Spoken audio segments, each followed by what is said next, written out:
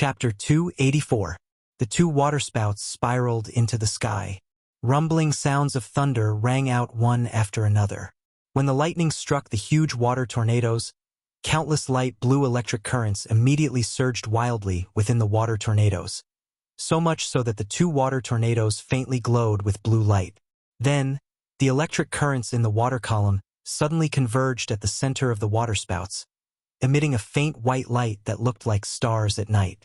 With the continuous influx of spirit energy, the white light suddenly became like the sun, bursting with an extremely dazzling light.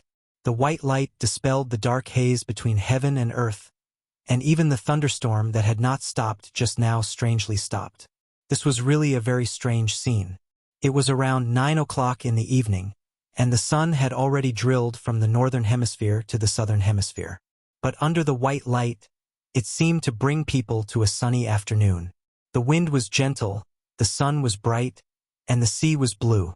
The salty sea breeze kept slapping on their faces. If there were no two violent waterspouts, the whole scene could be said to be perfect. The two waterspouts continued to revolve around the ball of light, just like two gigantic dragons that were having fun. Flood dragons going to the sea. Two dragons playing with a pearl. After Chun Shi pulled Qin Shui back a few hundred meters, he looked up at the strong light. But after a mere 10 seconds, he suddenly realized that a black shadow suddenly appeared in the strong light. This familiar scene immediately made Chun Shi frown deeply. But in an instant, many thoughts flashed through his mind. Spirit energy exhaustion. Strange phenomenon of heaven and earth. Spirit energy recovery, heaven opening. His cheap father-in-law once said that the heavenly gate had not appeared for more than 100 years. In the understanding of great-granduncle and the others, the heavenly gate was the southern gate of the heavenly court. Just like in myths and legends, when the heavenly gate opened, mortals could ascend and become immortals. Chun Shi originally thought that with the spirit energy situation on Earth, it was absolutely impossible to breed high-level immortal cultivators, so he had never taken the heavenly gate issue to heart. In Chun Shi's understanding, the Elysium was just a legend on Earth. But combined with the recent series of events, he had finally figured it out. Even though there were no immortal cultivators on Earth now, it didn't mean that there weren't any in the past. They just left. He went to a place called the Heavenly Gate by later generations. Weren't those old fogies in the village dreaming of the day when the gate of heaven would open again and take them to the celestial world? The Heavenly Gate should be a large-scale teleportation array. Xian Nu's spirit was the coordinates of the array that connected the two realms.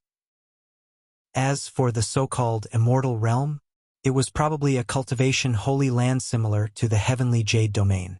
Because the spiritual energy on Earth was too sparse, the only way to maintain the connection between the two realms was to sacrifice Xian Nu's soul. As for that immortal general who had been killed, Chun Shi thought that he was a helper that those old B** stars had found from somewhere. Come to think of it, divine generals, weren't they the immortal cultivators who left Earth? Otherwise, with the current cultivation conditions on Earth, the celestial being was already the limit. How could a divine general comparable to Yuanying be born? In the blink of an eye, Chun Shi sorted out the conjectures in his mind. Because he left Earth, when he returned, he never thought that his home planet was actually a cultivation holy land similar to the Heavenly Jade Domain. At this moment, Chun Shi's heart was filled with mixed feelings, and an indescribable feeling suddenly gushed out. One had to know that his current state of mind was completely different from when he first returned. Because he had Nian, and at the same time he had found Ying. They were a happy family. Chun Shi had always been someone who cared about his wife and children. As long as the people he cared about were by his side, everything else did not matter. With the cultivation conditions on Earth, he might not be able to take another step toward the soul formation stage in this lifetime. However, Chun Shi did not feel regret. Instead, he was optimistic that as long as Ying could cultivate to Yuanying, he would be very satisfied. Chun Shi even thought that if Ying really could not cultivate to Yuanying, he could reluctantly accept the golden core stage. After all, 500 years was not a long time. A family could live happily together for 500 years. What kind of concept was that?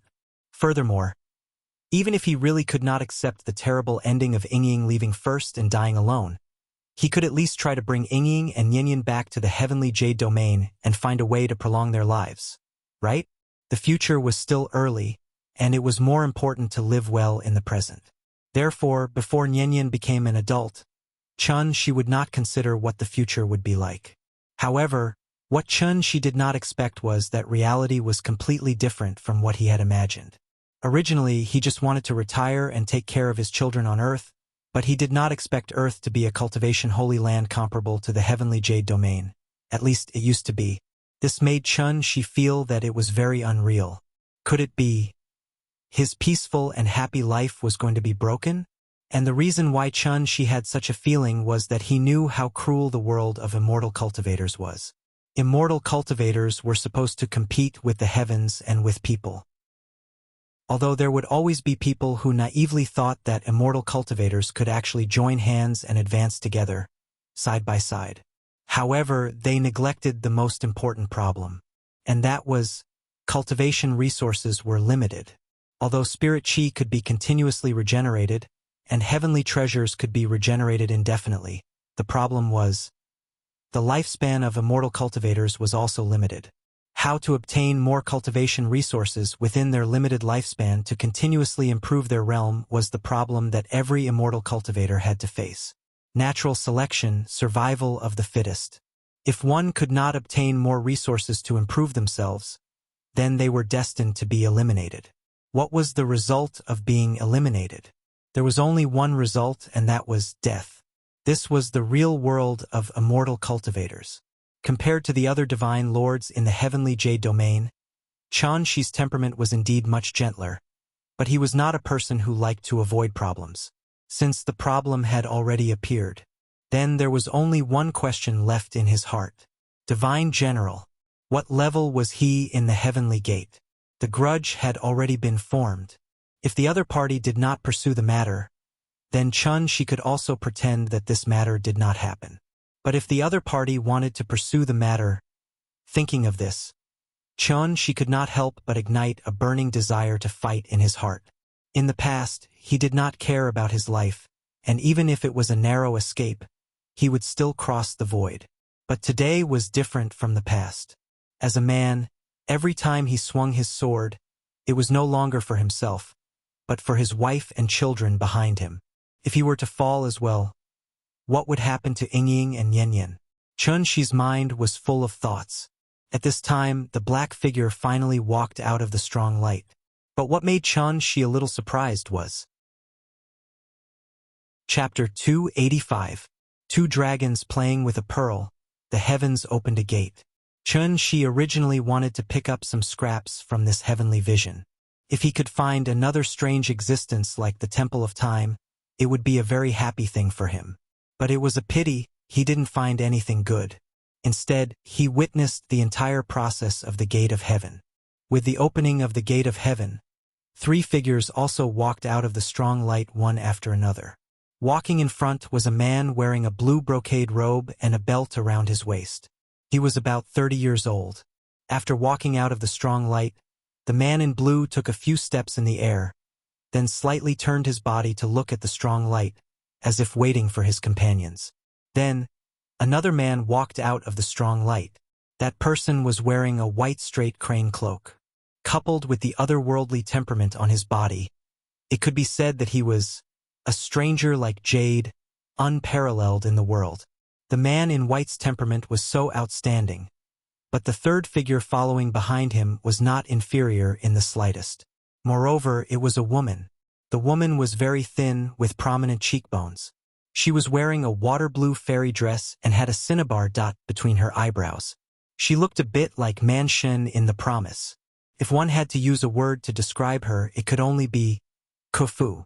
This kind of face was indeed very unlikable, but if coupled with the cold and otherworldly temperament on her body, it brought a different kind of beauty. Two men and one woman. They were all dressed very strangely. At least in the eyes of modern people in the 21st century, they were simply like ancient characters who walked out of an ink painting. The three seemed to be led by the woman who appeared last. After the woman appeared, she arrogantly scanned the surroundings.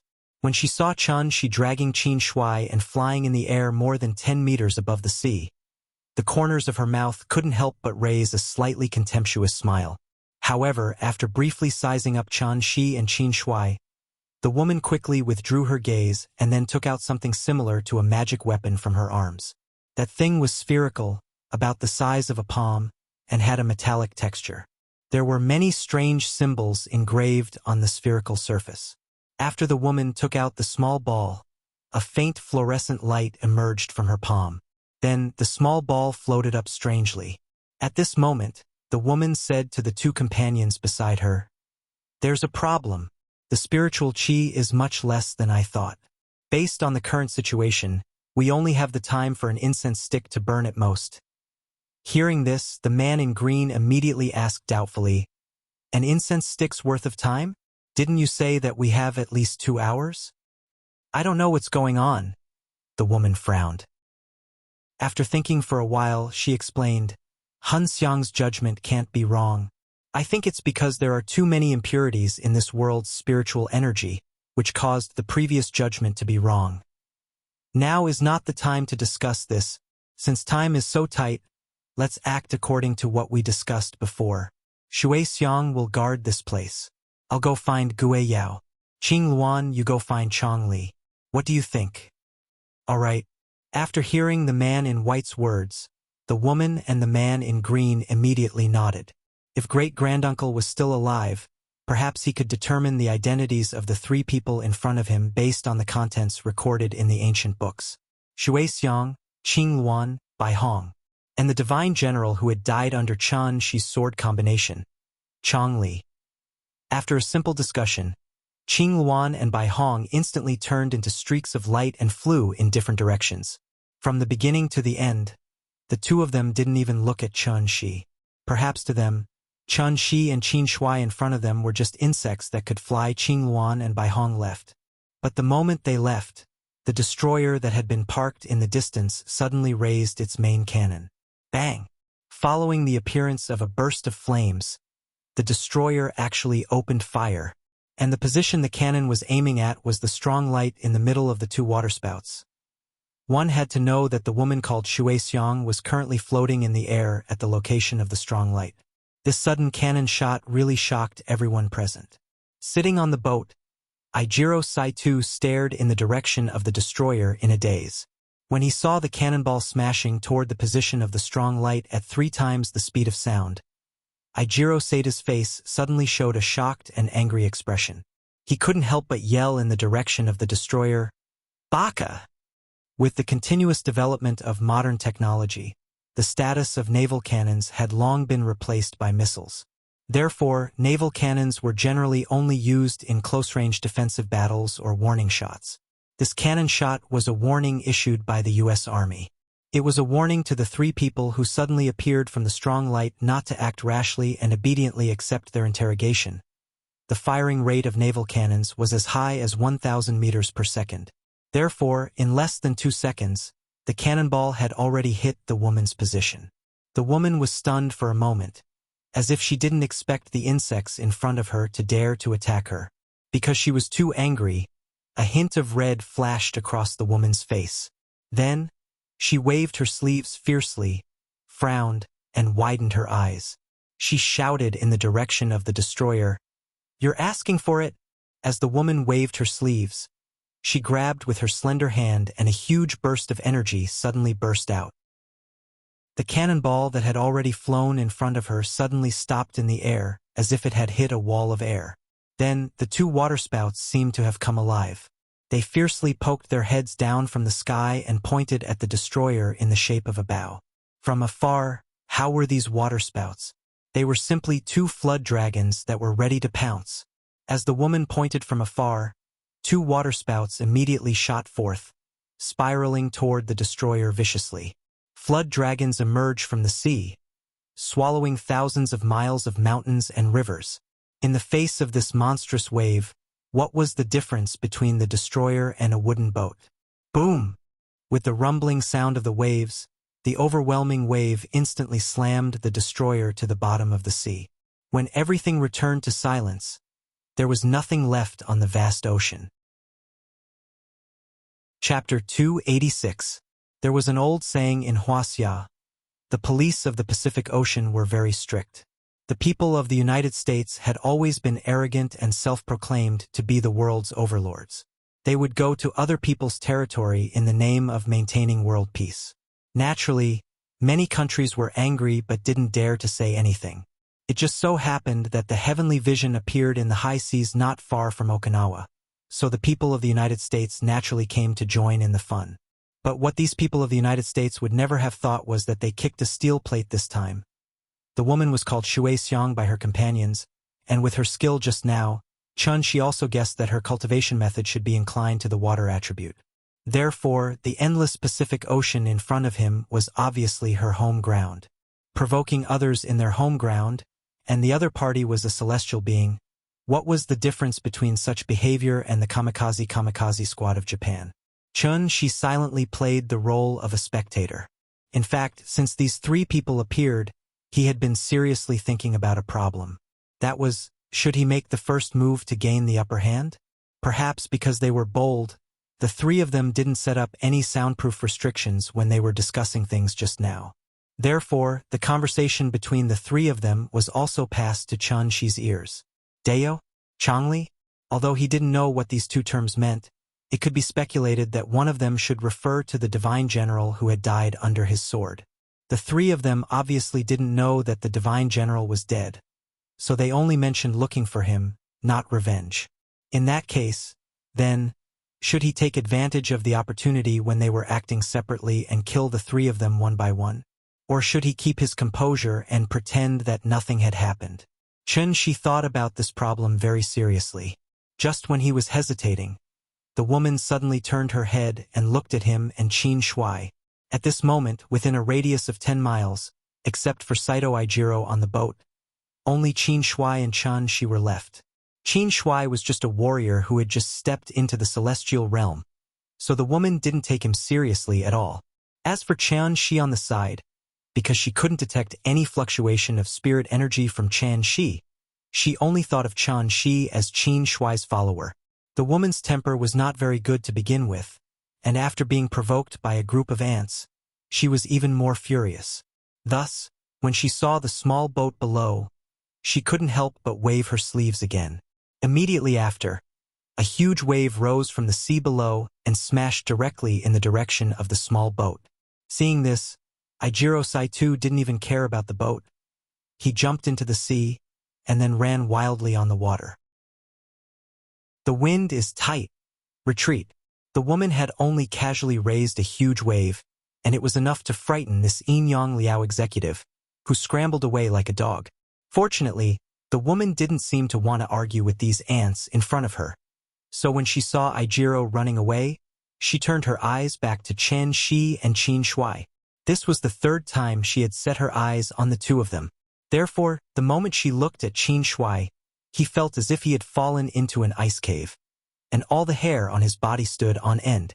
Seeing this, Qin Shui could only tilt his head slightly and whisper to Shi, "Mr. Chen, how about, let's go?" Although Qin Shui didn't know what level of strength the woman in front of him had reached, he knew very well. This woman was definitely not someone he could mess with, so he subconsciously wanted to leave here. Qin Shui proposed his idea, but She didn't seem to hear him. Instead, he turned his head and looked in the direction of the destroyer with interest. At the same time, the woman in the air seemed to have noticed something, so she quickly turned her head and saw 2 missiles suddenly shot out of the sea. The missiles broke through the surface of the sea, and after flying to a certain height, they suddenly turned the warhead and blasted directly in the direction of the woman. At the same time as the missiles were fired, several figures suddenly emerged from the bottom of the sea. It was the group of United States soldiers. But what was strange was that these soldiers were all wearing a set of metal armor-like equipment at the moment. So from a distance, they looked like a group of robot soldiers. This should be the exoskeleton armor secretly developed by the United States. I didn't expect this technology to be mature enough to be used in actual combat. Qin Shui's reaction was also extremely fast. After seeing the appearance of this group of robot soldiers, he quickly explained to Shi, "Mechanical exoskeleton armor. This was a project that the United States had been deeply researching and developing in recent years. The purpose was to allow ordinary soldiers to have extraordinary combat capabilities. Chen Shi's eyesight was much better than Qin Shuai's, so he saw it very clearly. The shape of these exoskeleton armors was somewhat similar to the mass-produced version of Iron Man 2. The United States had only been founded for more than 200 years, so naturally, they didn't have as deep a cultural heritage as Wuxia. Although they didn't have martial artists or necromancers, they could make ordinary soldiers have the strength to fight with martial artists through research and technology. And once the research and development was successful, it meant mass production. Because of the root aptitude and other reasons, ordinary people may not be able to reach transforming strength in their lifetime. But as long as they wore the exoskeleton armor, even ordinary people could instantly have the powerful strength of a transforming strength warrior. It was conceivable that an army composed entirely of transforming strength warriors would be so formidable. This was the fundamental reason why the United States were so domineering. Because Shui Xiang directly smashed the destroyer, it was obvious that she and the United States were in a situation where one of them had to die. Looking at the dense rocket barrage constantly bombarding Shui Xiang, Qin Shuai was so shocked that he couldn't close his mouth. Even Chen Shi couldn't help but think of a joke at this moment that made him feel a little bit awkward. Iron Man versus the ancient cultivators? Boom! Boom! Boom! After 2 missiles, countless shoulder-fired rockets bombarded the woman in midair one after another. Like fireworks during the New Year, the rockets continued to explode one after another. In an instant, the thick smoke produced by the explosion filled the entire sky. The United States were rich, so they were never stingy with ammunition. Therefore, after a full round of bombardment, the leading soldier finally raised his right hand, clenched his fist, and made a gesture to stop the attack. But the moment they stopped the bombardment, a scream full of anger suddenly resounded throughout the sky. Chapter 287. With Shui Xiang's angry rebuke, a strong wind blew on the surface of the sea. The sea wind howled and the waves roared. Since the sun set, the vast Pacific Ocean seemed to have never been calm. In just a few breaths, the strong wind swept away the billowing smoke caused by the explosion. Then, Shui Xiang's figure slowly emerged from the thick smoke. Although she was bombarded by the United States, there was no sign of injury on her body, as if she was not here at all.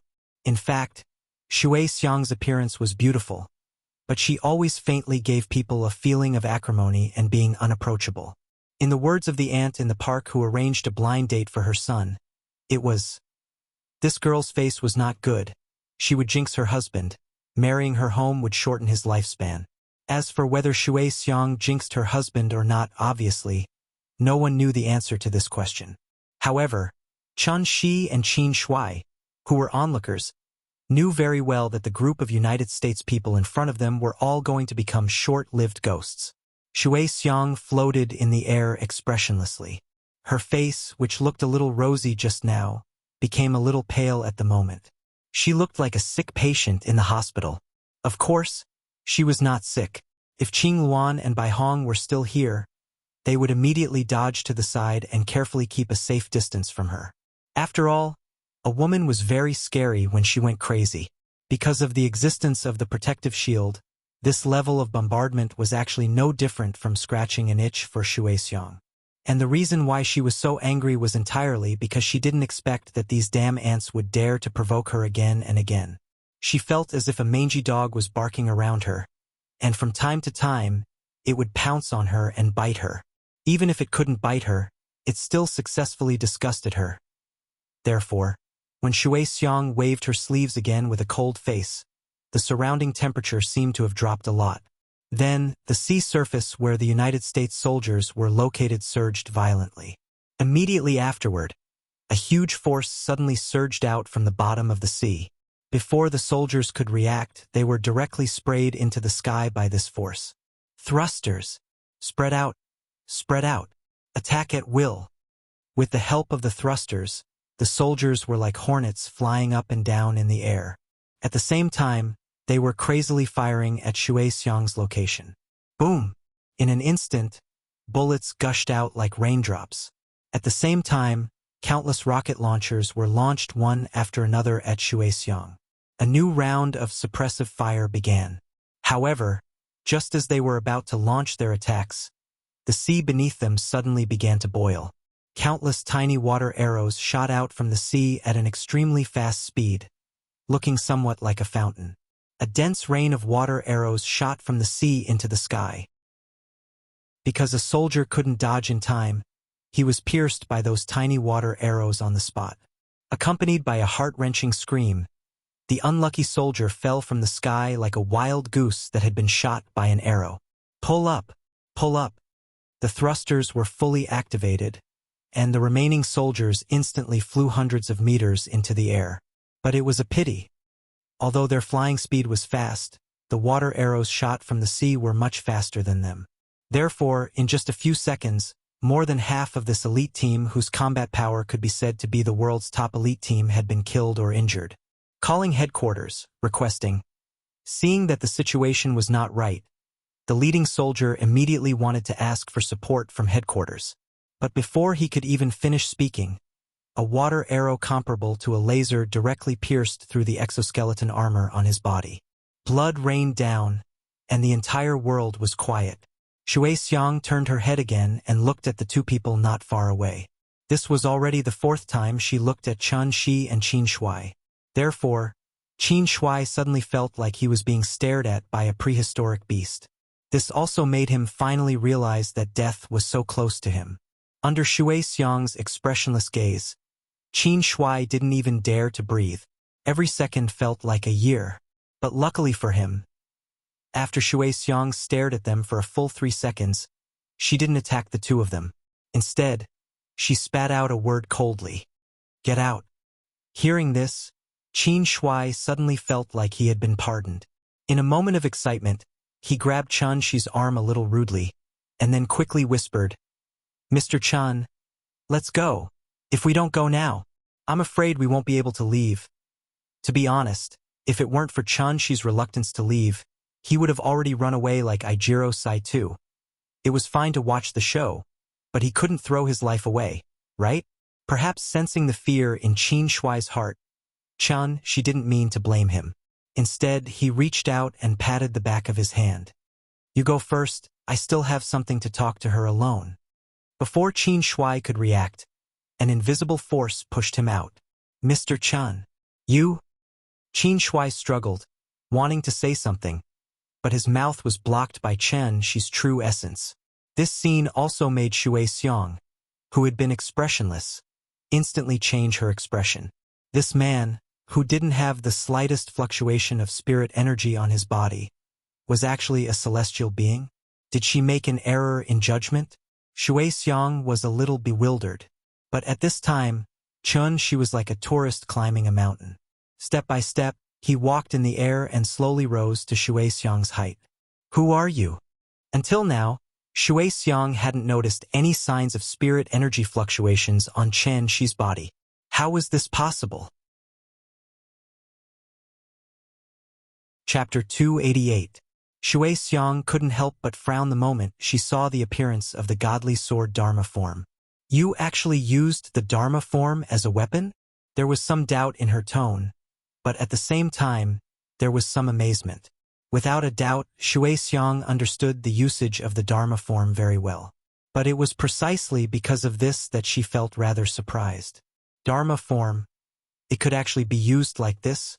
Shuexiang had never seen anyone use the Dharma form as a weapon since she started cultivating. Could it be that this mysterious man in front of her didn't even have a suitable Dharma treasure weapon? Or was it because this man didn't even put her in his eyes, so he didn't even want to use a Dharma treasure? The moment this conjecture appeared in Shuexiang's mind, she couldn't suppress the raging anger in her heart. He was just an ant from the lower realm, and he actually dared to look down on her like this? He was simply arrogant to the extreme. I originally didn't want to kill more people, but you insisted on committing suicide. Since that's the case, then I'll do as you wish and personally send you on your way. As her voice fell, Shuexiang stretched out her right hand and pointed fiercely at Chen Shi. Then, The aqua-blue cloak that had been wrapped around her hand suddenly seemed to come alive. After it circled around her arm, it was like a little blue snake that shot straight towards Chun-Shi. The so-called cloak referred to the silk and satin gauze that ancient women wrapped around their arms. It could also be called a long damask and was purely a decorative item. The woman held the cloak in her hand. When she stood, the cloak naturally hung down like a calm pool of water. When she walked, it fluttered and stretched like a willow tree in the wind. How beautiful was the combination of movement and stillness. Shui Xiang danced with the long damask, like a fairy flying out of a Dunhuang mural.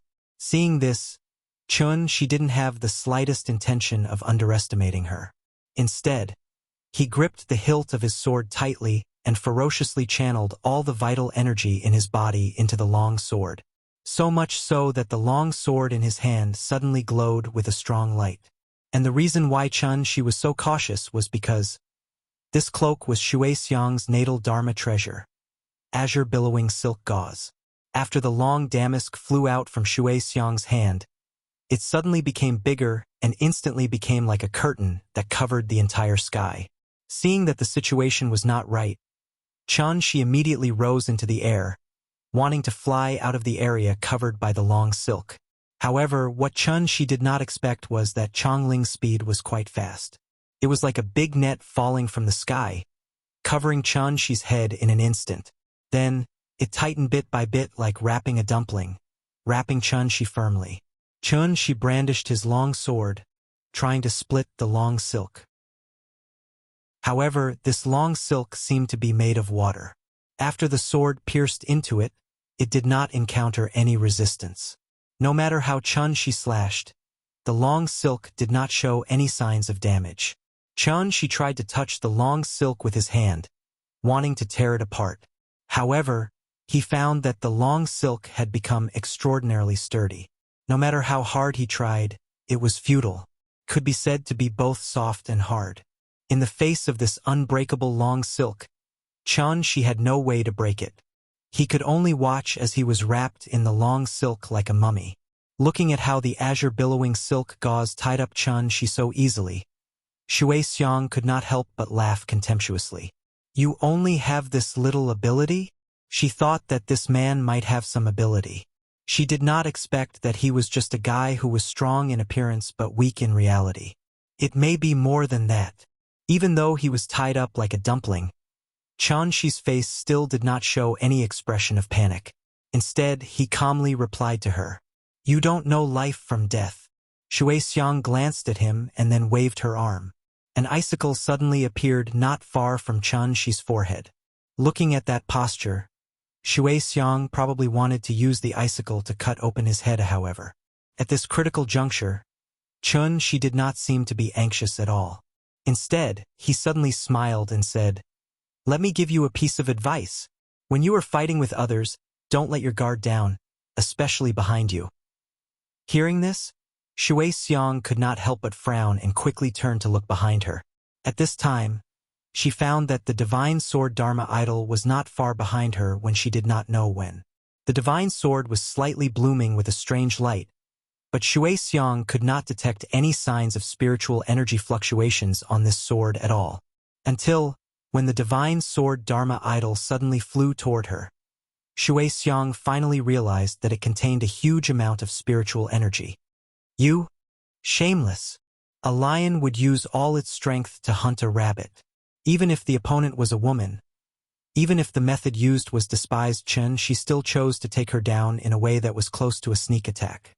In fact, when Shui Xiang was fighting with the group of United States guys just now, Chun-Shi had quietly set up a large aura concealing array and used it to show weakness to the enemy in order to catch them off guard. Shui Xiang was indeed tricked. Perhaps she did not even think that this man, in addition to being far more powerful than her, would actually use a sneak attack method. When the aura concealing array could not hide the spiritual energy fluctuations contained in the divine sword Dharma idol, Shui Xiang finally realized how terrifying this man in front of her was. Setting the universe as the god, the Chenkuan sword finger. Man and earth worship heaven for the heavenly sword. The three famous swords. Heavenly sword. Chapter 289. The spirit qi that overflowed from Shui Xiang's body seemed to have a strange magical power. Under the influence of the spirit qi, the blue and magnificent sea began to gradually freeze at a speed visible to the naked eye. Therefore, in a short while, the sea that she could see had all turned into polar glaciers. Perhaps it was because the temperature had dropped too much. When the extremely cold aura spread out with Shuixiang as the center, even the waves of the sea maintained their original shape, as if they had become Tianshan snow lotuses of all shapes and sizes. Facing such a strange scene, even she could not help but be amazed. Shuixiang turned into a lump of ice and floated in the air. After the ocean below was frozen, the ice that sealed Shuixiang also fell heavily from the sky. Bang! The huge ice hit the ice and immediately splashed a lot of ice chips. At the same time, countless spiderweb-like cracks appeared on the ice. Seeing this, she could not help but frown slightly. Immediately after, he raised the long sword in his hand and slashed at the ice in the air. A green sword light burst out and hit the ice block in an instant. But what surprised she was that this sword did not leave any trace on the ice. In fact, there wasn't even a single scratch on his skin. How could this be an ice cube? It was like the vibranium shield in the hands of Captain America. It was a super hard metal that only existed in science fiction movies. No wonder Shuixiang did not choose to escape after being injured, but chose to freeze herself. Come to think of it, this was her last life-saving means. She came to the ice, reached out and knocked on the ice, then thoughtfully dispersed the divine sword Dharma in his hand. This ice contained most of the true qi that Shuixiang had obtained over the years, so it became so hard. Although she could break the ice and forcibly dig Shuixiang out of the ice, it would take a certain amount of time. Therefore, after thinking about it, he decisively threw this idea to the back of his mind. In fact, she was not the kind of devil who would kill everyone once he made a move. The reason why he attacked Shuixiang was mainly because he wanted the three of them to stay on Earth temporarily and use this to buy himself some time. Last time, in order to help Ying find the silver immortal soul, she directly killed the clan elder and Changli. However, he did not silence them, so the entire village knew of his existence. Fortunately, Wu Lian had already recruited most of the villagers, so as long as Wu Lian issued a gag order, there shouldn't be any more problems. In addition, based on the previously known clues, it was obvious that the divine gate was not something that could be opened at will. Once he cut off all the clues, even if the gate of heaven opened again, what could he do? Could it be that he really had to find this murderer in this vast sea of people? Was that even possible? She calculated carefully. It wasn't because he realized that there might be a holy land of immortal cultivation that was comparable to the heavenly spiral continent behind the heavenly gates that he was afraid of. It was because he didn't want to cause trouble. Just like what he usually said when he taught Nian, we don't cause trouble, but we're not afraid of trouble. Right now, he simply wanted to give his wife and children a stable and happy family. This was the only thing he wanted to pursue for the rest of his life. Thinking of this, she took out the satellite phone that Wu Lian gave him during the last mission, and then called his sister-in-law. Qin Shui seemed to have reported what happened here to the headquarters. Therefore, when Qin Shuiqing received Shi's call, she directly asked, "Do you need backup?" "No, it's more or less settled." She told his sister-in-law his thoughts as he slowly walked around the ice block. Shuixiang had already sealed herself in ice. If there was no external help, she probably wouldn't be able to wake up for 3 to 5 years. The three of them worked together. Now that something had happened to Shuixiang, the other two must have received the news. Since that was the case, then let's wait for the rabbit to appear. After a few simple words with his sister-in-law, she hung up the phone. Immediately after, a faint smile appeared at the corner of his mouth. She sat cross-legged next to the ice block and silently cultivated. After a while, a green light swept over from the distant horizon. The man in green was called Qing Luan, so the one in white was obviously Bai Hong. Qing Luan was the first to return to the location of the strong light. She noticed his arrival, so he raised his head to look at the situation. But at this moment, Qing Luan's voice was like a thunderclap, resounding through the entire sky. "You're the one who hurt Shui Xiang?"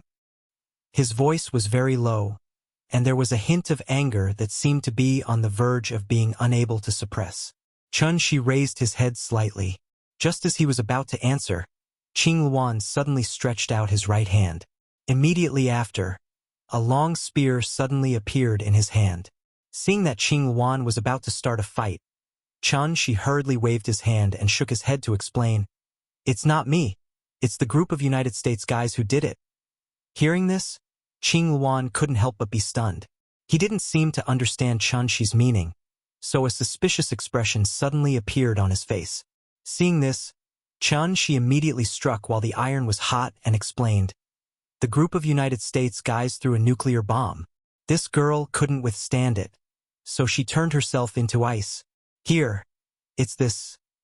After that, Chun Shi reached out and pointed at the huge ice block next to him. Qing Luan didn't speak. The expression on his face was a little uncertain, as if he couldn't figure out whether what Chun Shi said was true or false. So, after thinking for a while, Qing Luan flew down from the sky and then carefully looked at the ice block in front of him. "Nuclear bomb, do you know about it? That's the most powerful weapon in the world. With a boom, it can erupt with a temperature higher than the sun. Then this girl became like this. Weapon? There is such a magic weapon in the lower realm? Why have I never heard of it?" Qing Luan was completely frightened by Chun Shi, so he held the long spear in his hand and carefully observed the fluctuation of spirit nearby. Seeing this, Chun Shi smiled without saying anything. He was not teasing Qing Luan because he was bored, but because he wanted to use this opportunity to understand whether the connection between the three of them was close, and use this opportunity to find out if there was also a supreme magic weapon in the Heavenly Gate that could go back in time and explore the past like in the Heavenly Jade World. Judging from Qing Luan's reaction, the result was obvious. The connection between them was actually only to the extent of whether the other party was in danger. From this point of view, these ancient cultivators were even worse than soldiers on the modern battlefield. There was no spirit fluctuation on Chun Shi's body, so Qing Luan didn't take him seriously at all. Instead, he looked at all suspicious things around him. However, just as Chun Shi was about to repeat the same trick and take down Qing Luan in one fell swoop, a white sword light with shocking power fell from the sky and slashed directly at the position where Chun Shi was. Seeing this, Chun Shi didn't panic at all. He grasped in the air and raised his hand. A green sword light went against the sky and collided fiercely with the white sword light in midair. The surging vital essence suddenly collided in midair, and the invisible shock wave even caused the ice below to separate and collapse on the spot. In an instant, the sword chi on the endless ice surface was crisscrossed, and ice chips shot in all directions, like a sudden polar ice storm. Chun Shi held the divine sword Dharma idol in his hand, looked up at the white figure in the air, and couldn't help but smile slightly.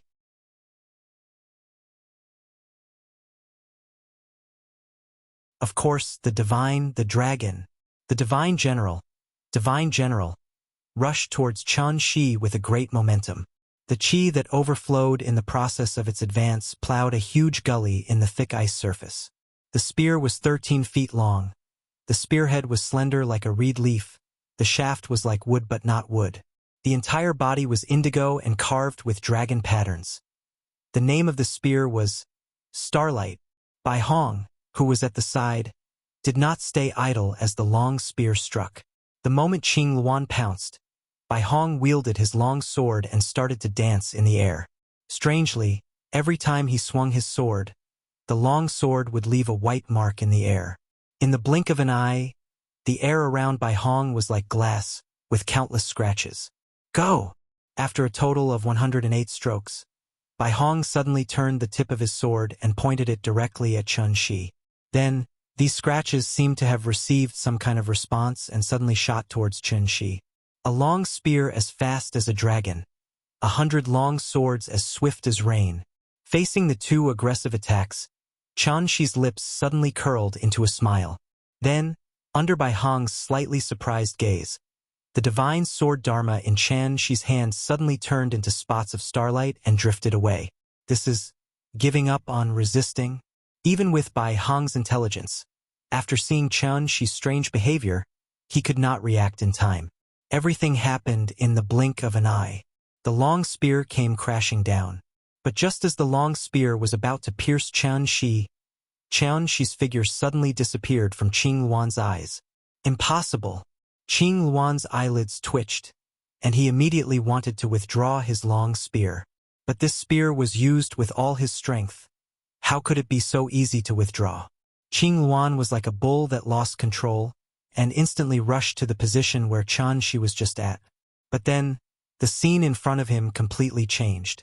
He was clearly still on the ice surface condensed by Shui Xiang, but in the blink of an eye, how did he come to a sea of fire? Qing Luan held the long spear in his hand and looked around. It was all a sea of magma. The high temperature constantly evaporated the moisture in the air. After Qing Luan held the long spear and looked around, he suddenly found that there was not even a bit of spiritual energy in this place. What exactly is this place?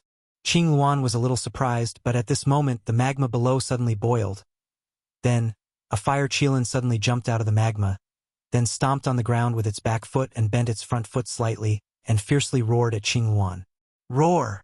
If Nianyan was here, she would probably tilt her head and murmur in confusion, "Papa, this big cat looks like a big cat." While Qing Luan was in trouble, Bai Hong was also in a bad situation.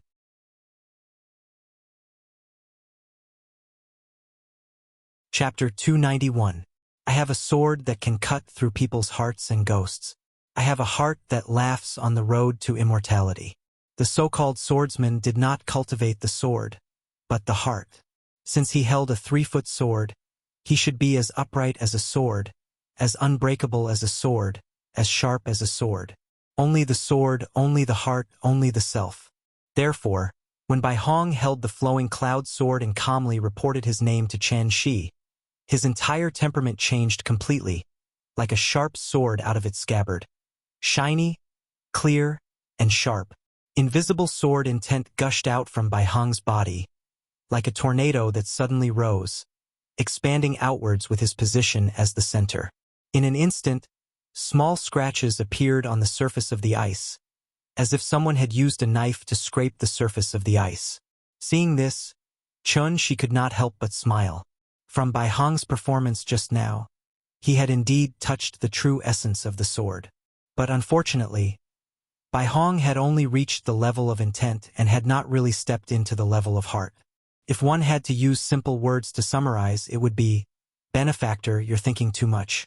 The sword was just a weapon.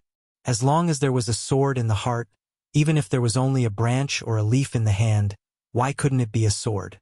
When a swordsman no longer stopped at the surface, even if there was nothing in the hand, as long as the palm was straight, the palm could be a sword.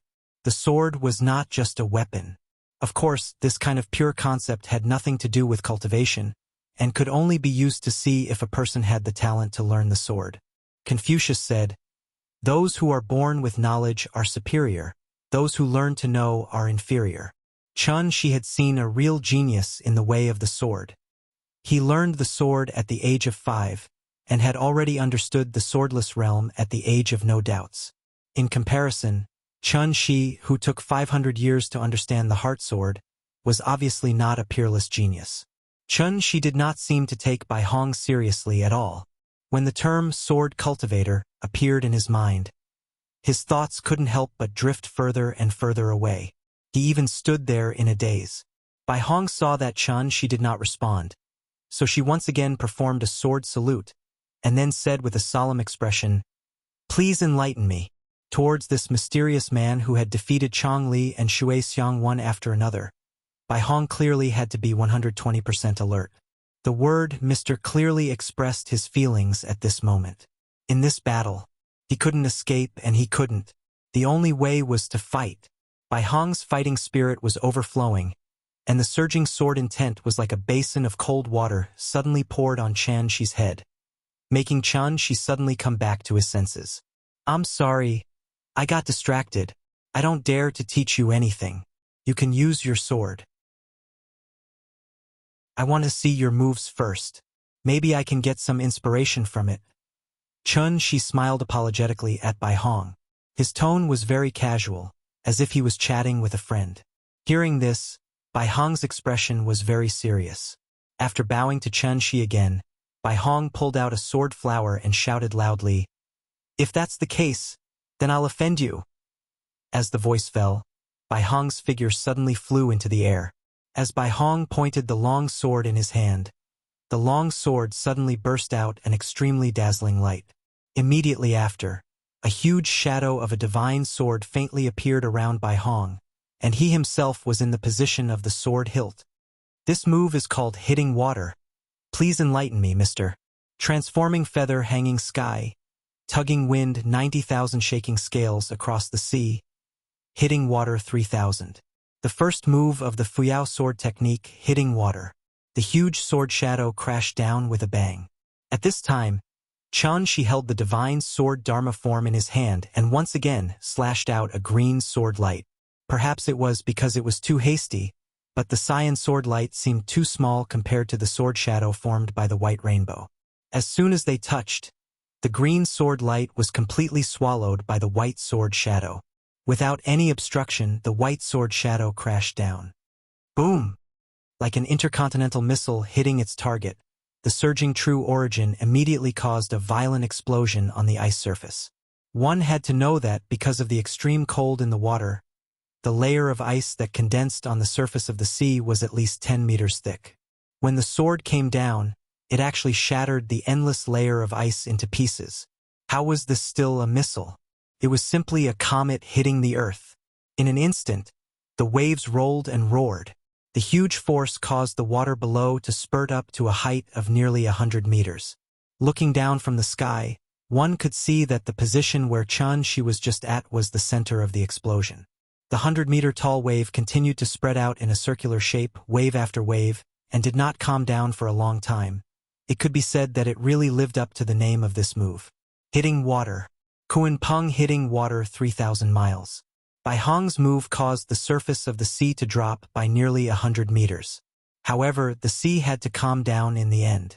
When the waves that were smashed by him gradually flowed back, Bai Hong frowned and flew out of the sea. Something was wrong. Just now, he had clearly locked onto that person's chi, and that person had not dodged, so this sword must have hit him. Then, where was he? Bai Hong flew in the air and looked around, but he did not even see a shadow of a person. Could it be that that person was just a facade, and under his full strength attack, he was turned into powder on the spot, and even his corpse could not be found? How could it be? Bai Hong frowned and looked around, but he did not detect any signs of spirit chi fluctuations. But at this moment, a crisp sound of palms came from not far behind him. Pa pa pa. Very good, accumulating strength and attacking with full strength. It is indeed worthy of my reference. But there is also a flaw, and that is that this move is actually not suitable as the first move of this sword technique, especially when the opponent's strength is on par with yours, or even slightly stronger than yours. This flaw will become particularly prominent. I don't know if you have heard of this saying. The fist is 30%, the leg is 70%. The fist is 30% of the strength, and the sword is agile, so naturally it is the same, so this move can only be used later, and is not suitable to be used at the beginning of the fight. Also, let me say one more thing. Such a wide-open move is obviously more suitable for your spear user friend. Am I right? Bai Hong looked back, only to see Chen Shi appear behind him, and scathed. Looking at his relaxed and calm face, Bai Hong felt the pressure in his heart increase, and he almost had a feeling of suffocation. This person, is he a human or a ghost? What realm is he in? Why does he give me a completely unfathomable feeling? How is this possible? Bai Hong's expression was a little uncertain. At this moment, Chen Shi suddenly smiled and said, "Oh right, that friend of yours who turned into ice was accidentally sent flying by you? Do you want me to bring you to look for him?" Hearing Chen Shi's slightly joking words, Bai Hong felt even more pressure in his heart. But at this moment, he seemed to have thought of something, and could not help but mumble softly, "Friend." Following closely, Bai Hong seemed to have finally understood something, and fiercely withdrew his long sword, then said to Chen Shi with a serious face, "So I have been under your control from the beginning to the end? Sir, you are indeed very capable." Chapter 292. I've learned my lesson. After saying that, Bai Hong acted out of character, and the corner of his mouth couldn't help but curl up into a faint smile. This kind of calm and relaxed performance was a world of difference from the solemnity he showed before. Then Bai Hong slowly withdrew his long sword under Chen Shi's gaze, and then sat cross-legged in the air calmly. Looking at that posture, it seemed that he didn't want to fight anymore. Seeing this, the smile on Chen Shi's face couldn't help but shrink a little. After seriously sizing up Bai Hong, Chen Shi could only praise from the bottom of his heart. "You're indeed very smart, at least much smarter than your three companions." "Sir, you flatter me." Bai Hong smiled slightly, looking like he had a card up his sleeve. It seemed that he had completely seen through Chen Shi's little trick. In fact, from the time when Shuexiang froze itself to the time when Bai Hong and Qing Luan arrived, Chen Shi was not idle at all. Using the ice that froze Shuexiang as the formation door, and using the gate of heaven that constantly devoured the surrounding spirit energy as the formation core, Chen Shi cleverly used the materials on the spot, so he quickly set up a large-scale formation that seized the fortune of heaven and earth. Mind Confusion Array. Due to the limited conditions, this formation was mainly focused on trapping and disturbing. It did not have any offensive ability, and it could only be effective on enemies whose cultivation level was lower than the one who set up the formation. Looking at the current situation, this formation did indeed allow Chen Shi to achieve his goal. But it was a pity, however. Bai Hong was much more intelligent than he had imagined. Just by the word friend that Chen Shi casually mentioned, Bai Hong was actually very sensitive to the fact that he might have fallen into Chen Shi's trap. If he didn't break the formation, then Bai Hong would not be able to hurt Chen Shi at all, even if he exhausted all his strength. Because everything he saw now was an illusion. The reason why Chen Shi had been using words to pressure Bai Hong was purely because he wanted to use them to break down Bai Hong's psychological barrier, so that Bai Hong would fall deeper and deeper, treating the illusion as real and wasting her true essence in the array formation for nothing. Once their Zhen Yuan was exhausted, Chen Shi would be able to effortlessly take down the three of them in one fell swoop. Unfortunately, Bai Hong was not a reckless person like Qing Luan. The feeling of being trapped in an illusion array was actually not much different from a dream. No matter how bizarre the dream was, the dreamer would not easily realize that they were just dreaming. Just like how Bai Hong didn't think about why Qing Luan disappeared from her side just now.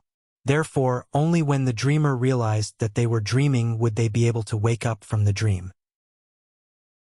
Thinking of this, Bai Hong emptied her mind and entered a meditative state. As expected, when he opened his eyes again, the scene in front of him had completely changed. The ice block that froze Shuexiang was floating on the surface of the sea, and Qing Luan seemed to treat the ice block as an enemy, continuously launching wave after wave of fierce attacks at the ice block. Looking at the small cracks that kept appearing on the ice block under the attack of Qing Luan, Bai Hong frowned. If he didn't guess wrongly, his water strike earlier should have hit the ice as well. The man in front of him actually wanted to use the two of them to break the ice barrier of Shuexiang. Killing three birds with one stone? How vicious and meticulous was this? The expression on Bai Hong's face was a little uncertain. Chen Shi's despicable behavior really hurt his nerves. But the strange thing was, Bai Hong did not immediately flare up. After taking a deep breath, Bai Hong held the long sword in his hand tightly and said word by word to the real Chen Shi in front of him, "Since Mr. Strength is far superior to us, why don't you dare to have a fair fight with us?" Hearing this, Chen Shi couldn't help but laugh a few times. Although his method was indeed a bit disgraceful, it saved him a lot of trouble. Chen Shi's head was not made of iron. Since he could easily outsmart them, why should he force himself to fight with these two people? Do they really think he's made of iron? Moreover, this kind of behavior was actually very common in the Tianxian sector. It was just that Chen Shi had always prided himself as an outstanding young man in the new century. So when his little trick was exposed by Bai Hong, he couldn't help but feel a little embarrassed. He always felt that he was like Demon King Kuba in Super Mario, and Bai Hong and Qing Luan were Super Mario brothers. The two brothers represented the righteous side and bravely fought against the evil demon King Kuba in order to save Princess Shuexiang. Ashamed. Bai Hong waited for a while. Seeing that Chun Shi had been silent, he suddenly changed the topic and asked with a bit of probing, "I think, mister, you have to keep us here today?" "Yes." At this point, Chun Shi didn't hide anymore and simply nodded straightforwardly. Hearing this, Bai Hong asked in confusion, "May I ask, mister, what kind of deep grudge do you have with us? Why do you have to kill us all?" Hearing this, Chun Shi couldn't help but be stunned. This guy's tone, why does it sound a little strange? Aren't Chong Li and Shui Xiong his companions? Chun Shi first killed Chong Li, then injured Shui Xiong, but judging from Bai Hong's reaction now, these two people didn't seem to have as high a position in his heart as Chun Shi thought. Chun Shi was a little confused, so he didn't immediately reply. Seeing this, Bai Hong continued to say, "I think Mr. also knows that it's not easy for us to cultivate to this point. So, if I may be so bold, Mr., let us live." This guy was rather straightforward. Seeing that he couldn't beat Chen Shi and couldn't escape, he actually directly begged for mercy. In the end, it was because there wasn't any irreconcilable hatred between them. From the moment he escaped from the formation, Bai Hong realized that he was no match for this mysterious man in front of him. Knowing that he couldn't win but still fighting with his life, this was definitely not a decision that a smart person would make. After all, death was the end of all troubles. Only by living would there be hope for the future. For an immortal cultivator like Bai Hong, who was more rational than emotional, this was indeed a very simple choice. This time it was Chun Shi's turn to have a headache. After all, he wasn't some cold-blooded demon king. Since Bai Hong had lowered his head and admitted defeat, then, should he kill him or not? Chun Shi seriously considered this question. Perhaps it was because he had been in normal society for a long time.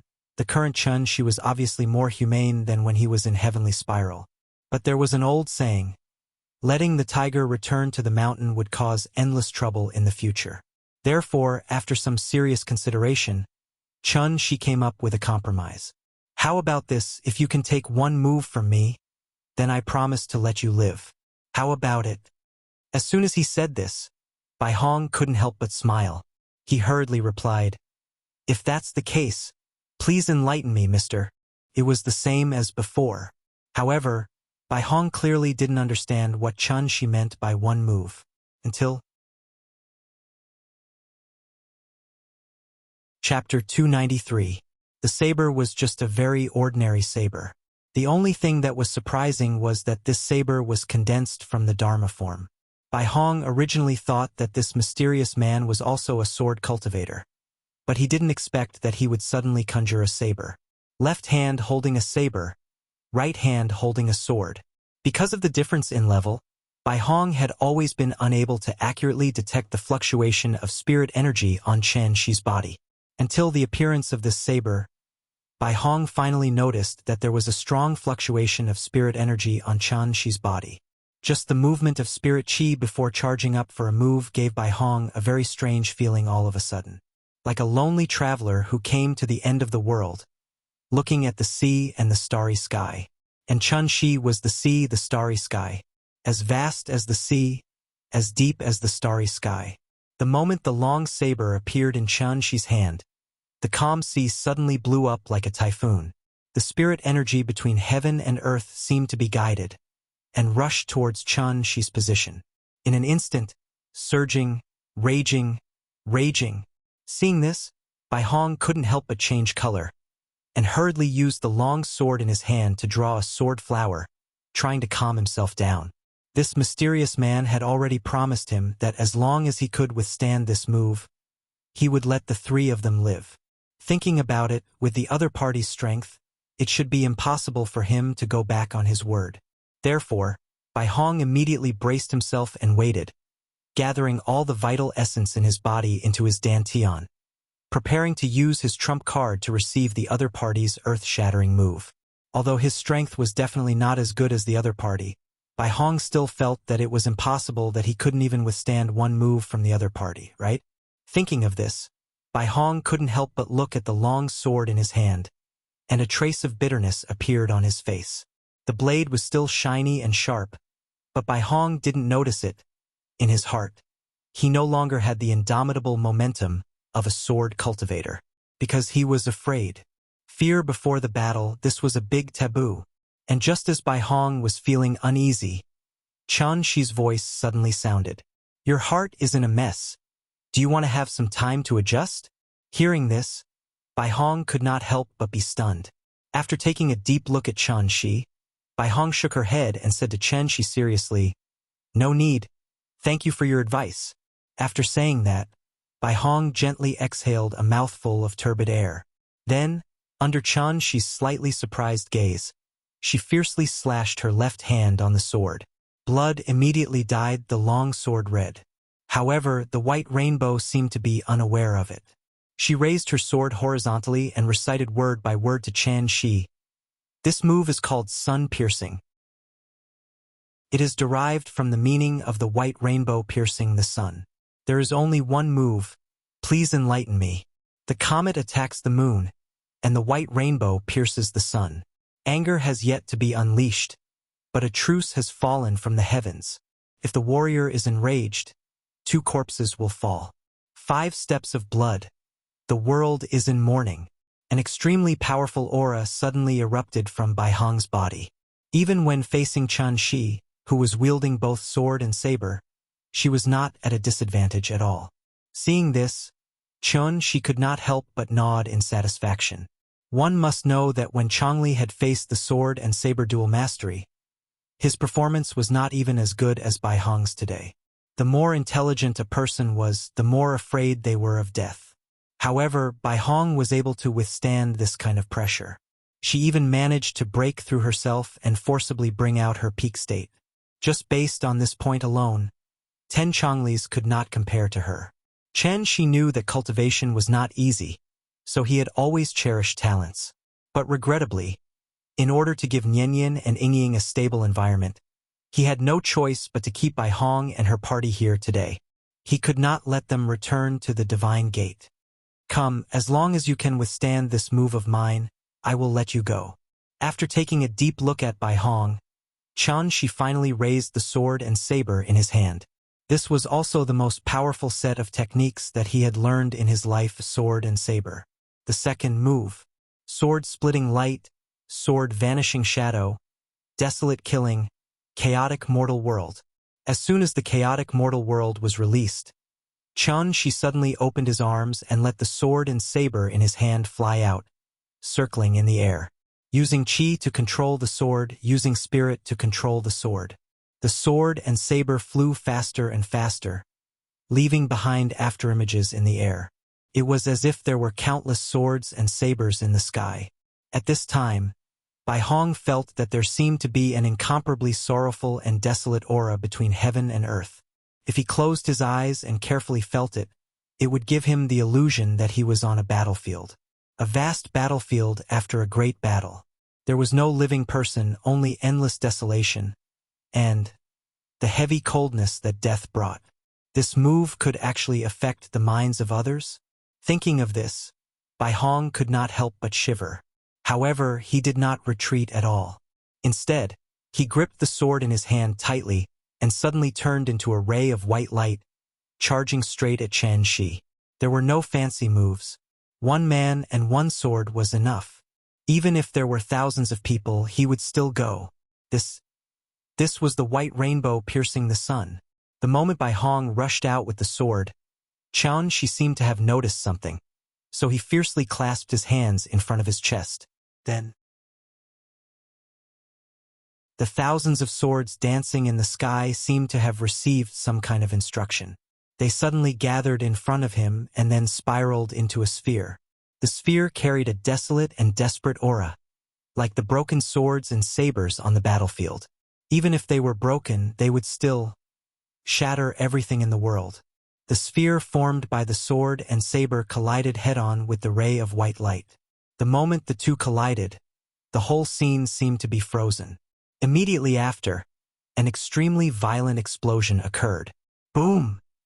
With the point of collision as the center, invisible energy waves continued to spread outwards wildly. In an instant, the wind and clouds surged, and the sea waves surged. Like an atomic bomb exploding, the huge explosion made the seawater soar into the sky. Looking at the center of the explosion, one could see the colorful seaweed on the seabed. Even the sea was blown up. The power of one blow was so terrifying. Tons of seawater were blown into the air, and then turned into a torrent, pouring down from the sky.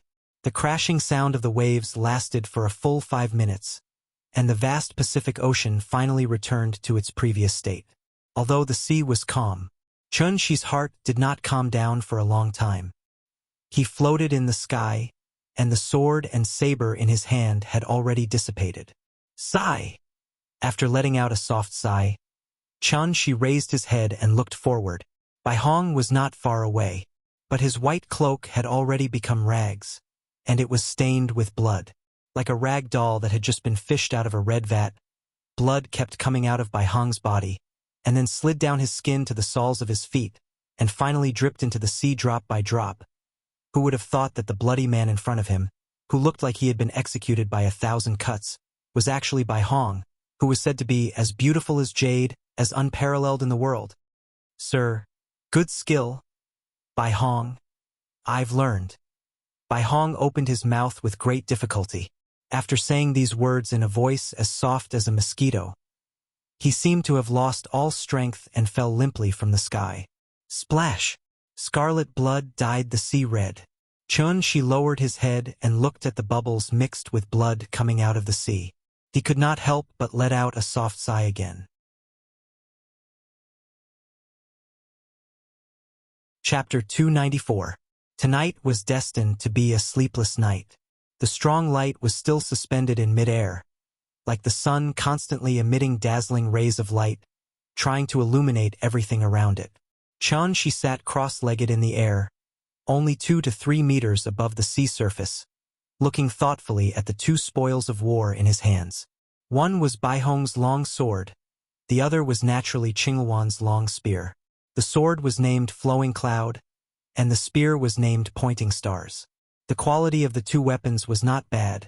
Even in Chun-Shi's eyes, they could barely be regarded as 2 offensive magic weapons. The so-called magic weapons were naturally treasures used by immortal cultivators, and usually had some kind of magical effect.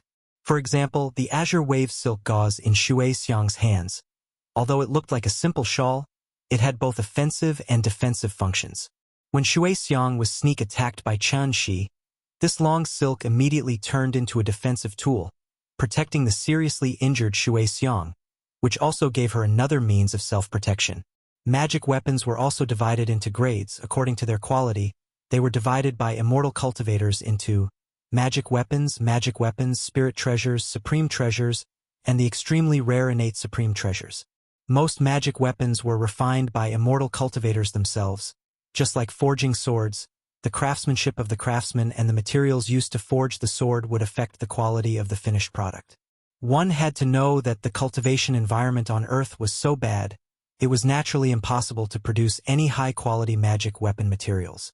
Even the cleverest housewife couldn't cook without rice, without even the materials. Chun-Shi couldn't make magic weapons out of thin air, right? Therefore, he could at most refine some simple magic weapons. Just like the pendant that he gave to Aunt Zhang before, it could help her block some dangers, such as car accidents, flower pots falling from the sky, and other unlucky things.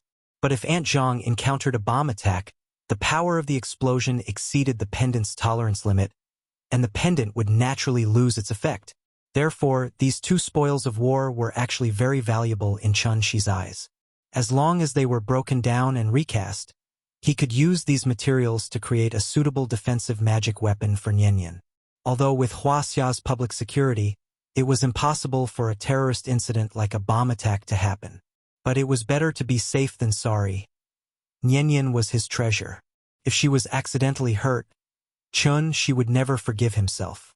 Therefore, Chun-Shi weighed the spoils in his hand and kept thinking about what kind of magic weapon he should forge for the little guy. Longevity lock? He was a child after all, so it was naturally best for him to wear a longevity lock. Even the spirit chi that had been crazily rushing to the place where the strong light was now like a water ball that had been pierced. The spirit chi of heaven and earth that had lost its restraints suddenly dissipated in all directions crazily. In just a few breaths of time, everything had returned to normal, as if nothing had happened. Only the sound of the waves was left between heaven and earth. Whoosh! Whoosh! The waves slowly surged into the distance, one after another. Chun-Shi let out a long sigh of relief, finally letting go of his worries. With the closing of the divine gate, this matter could be considered to have come to an end for the time being. Now he only needed to clean up the mess and erase the traces that he had left behind. Then, even if the divine gate appeared again in the future, it would have nothing to do with him. Chun-Shi stood up and looked around. After confirming that there were no problems here, he was ready to leave. But at this time, he seemed to have noticed something and hurriedly looked up at the sky in the distance. Because the strong light disappeared, Chun-Shi couldn't see very clearly. It wasn't until a black shadow rushed out of the clouds that Chun-Shi finally saw the thing clearly with the light emitted by the ball of light. It was actually the trump card of the United States, the B-2 stealth bomber. The B-2 was known as the world's most advanced strategic bomber, with a cost of up to $2.4 billion. According to the United States Department of Defense, every time the B-2 was deployed, it would cost at least $3 million. Therefore, the moment he saw this guy appear, Chun-Shi suddenly understood something. This group of United States people, they were really as annoying as flies. Sure enough, when the B-2 flew over Chun-Shi's head, it suddenly opened the hatch and threw out two long objects. Chun-Shi looked up at the two objects thrown out by the B-2 and suddenly couldn't help but show a dumbfounded expression on his face. Just now, he was bullying Shui Xiang for being uneducated and asked if she could withstand a nuclear bomb. Retribution is here.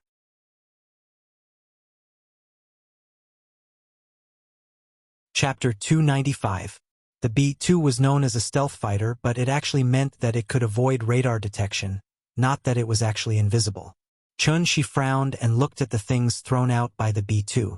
He didn't need to think about it before he concluded that the two things must be nuclear bombs.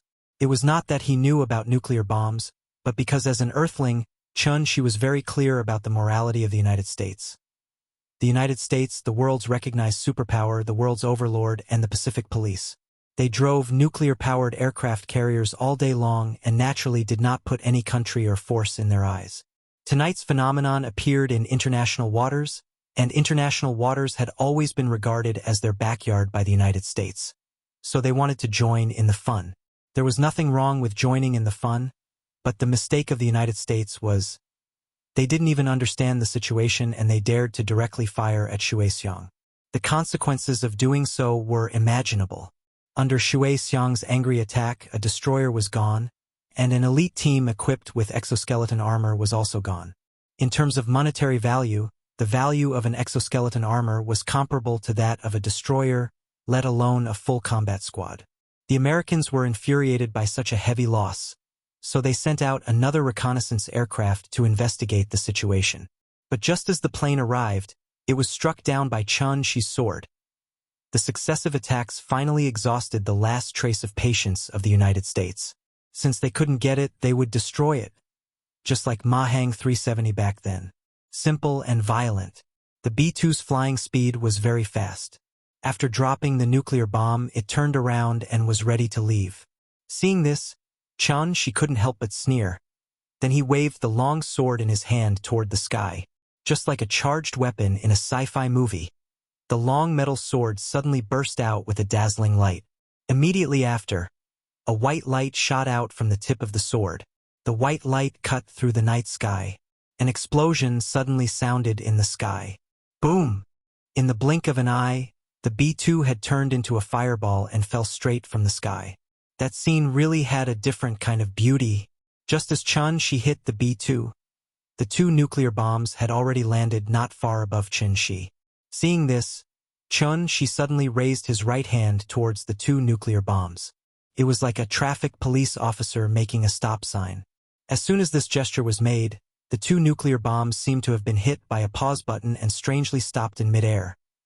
The two nuclear bombs weren't very big, only about 2 meters long. They seemed to be small nuclear bombs. One had to know that nuclear bombs were limited by their critical mass. It was usually easy to make a large one, but difficult to make a small one.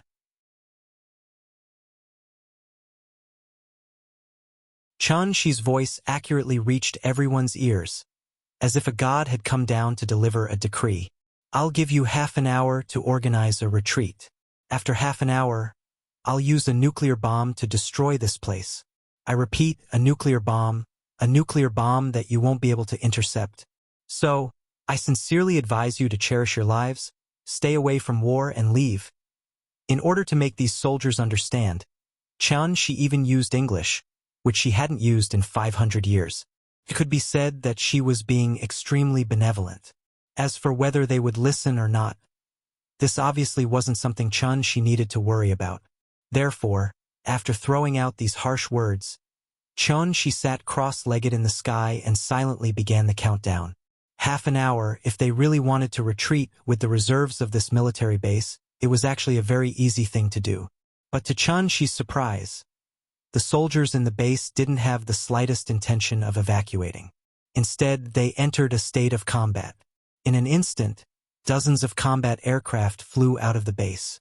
At the same time, many air defense equipment hidden underground were also activated, ready to launch at any time. Perhaps because the United States was confident in intercepting any nuclear attack, Chen Shi waited for half an hour and didn't see anyone leaving the base, so he could only helplessly sigh. There's a path to heaven, but you don't want to take it, and there's no door to hell, sigh. Chen Shi didn't want to see the hellish scene, so he wrapped the nuclear bomb with his energy and quietly threw the nuclear bomb at the base. After that, he directly left with the 2 spoils of war and the nuclear bomb. Not long after he left, an earth-shattering explosion rang out as expected. Chapter 296. The aircraft carrier that claimed to be unsinkable sunk. In fact, Chen Shi had always been curious about a question, and that was, could he resist the attack of a nuclear bomb with his body? Even a small nuclear bomb had a temperature of at least 50 million degrees Celsius at the center of the explosion. This temperature was actually equivalent to the surface temperature of the sun. The only difference between the two was that the sun could continue to heat up, while a nuclear bomb only had a short burst. However, the short moment of the nuclear bomb explosion was enough to melt all the cement and steel within a kilometer into liquid, and even vaporize it into gas invisible to the naked eye. The shock wave generated by the explosion would destroy all the buildings within a 3-kilometer radius. In addition, there was also radioactive pollution that would last for decades once it was leaked. Nuclear bombs were the crystallization of human wisdom. In terms of social status, they were at least comparable to innate treasures. Therefore, Chen Shi was still a little uncertain about whether nuclear bombs could threaten him. After all, he couldn't run to the center of the explosion and use himself as a live experiment in order to verify whether nuclear bombs could hurt him, right? Then wouldn't he be a moron? Chen Shi decisively put this problem behind him, and then returned to Zhonghai with another nuclear bomb. When Chen Shi returned to Zhonghai, he found that Qin Shui had taken people to block the coastline and even the estuary of Dianjiang overnight, prohibiting any people or ships from entering Zhonghai. Chen Shi flew along the coastline. After finding the temporary command post built by Qin Shui on the beach, he threw the nuclear bomb down in front of Qin Shui's stunned expression. When Qin Shui finally reacted and chased out of the command post in a panic, Chen Shi had already disappeared into the horizon. The next morning, when the little guy sat up from the bed with sleepy eyes, Chen Shi and Qin Ruoying were sitting on the sofa outside, watching the morning news with relish. Because of the nuclear explosion accident last night, the media all over the world rushed to report it as if they were on steroids. As a result, this news spread all over the world in an instant, so now at least half of the people on Earth were paying attention to this matter. Finally, 2 hours after the accident, the White House spokesperson finally came forward to explain the cause of the nuclear leakage accident at the Okinawa military base. It was said that a certain staff member had made a mistake and caused an explosion in the laboratory, causing a series of chain reactions. First, it detonated the arsenal, then it set fire to the hangar next to it. They were happy to be social parasites.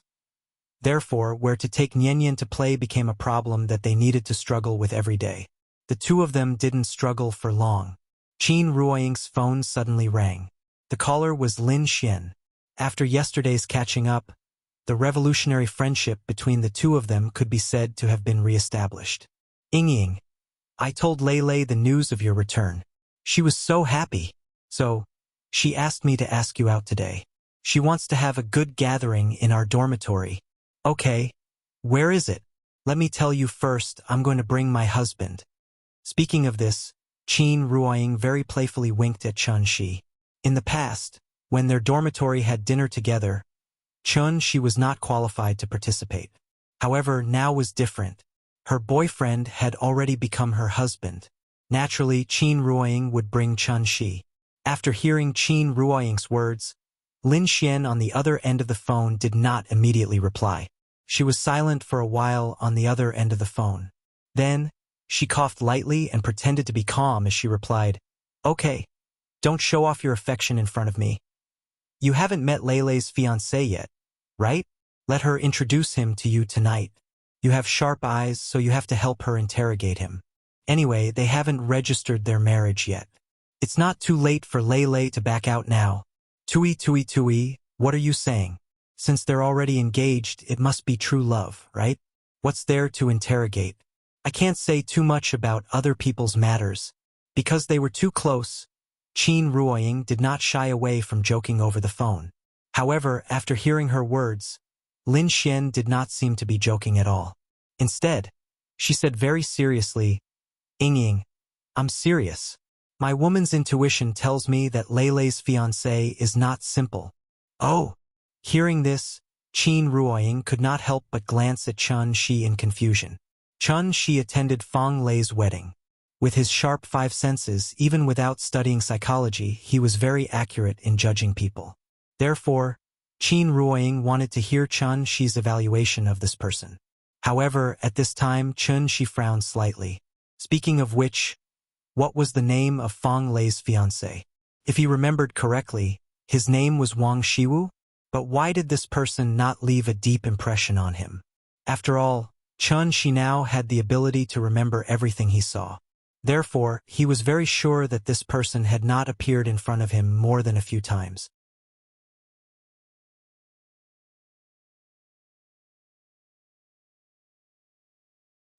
He immediately seemed to have thought of something and hurriedly hugged Chun Shi's neck and acted coquettishly. Papa, do a magic trick. I want to see you perform a magic trick. The magic trick she was talking about was obviously the magic trick Chun Shi performed when he carried her to Kunming Lake at night.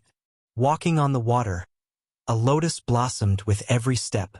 As long as this kind of inhuman behavior was displayed in front of her once, as long as she saw a similar scene in the future, this little thing would naturally connect the dots. Hearing this, Chun Shi smiled and said to her, Daddy has already taught Mommy this trick.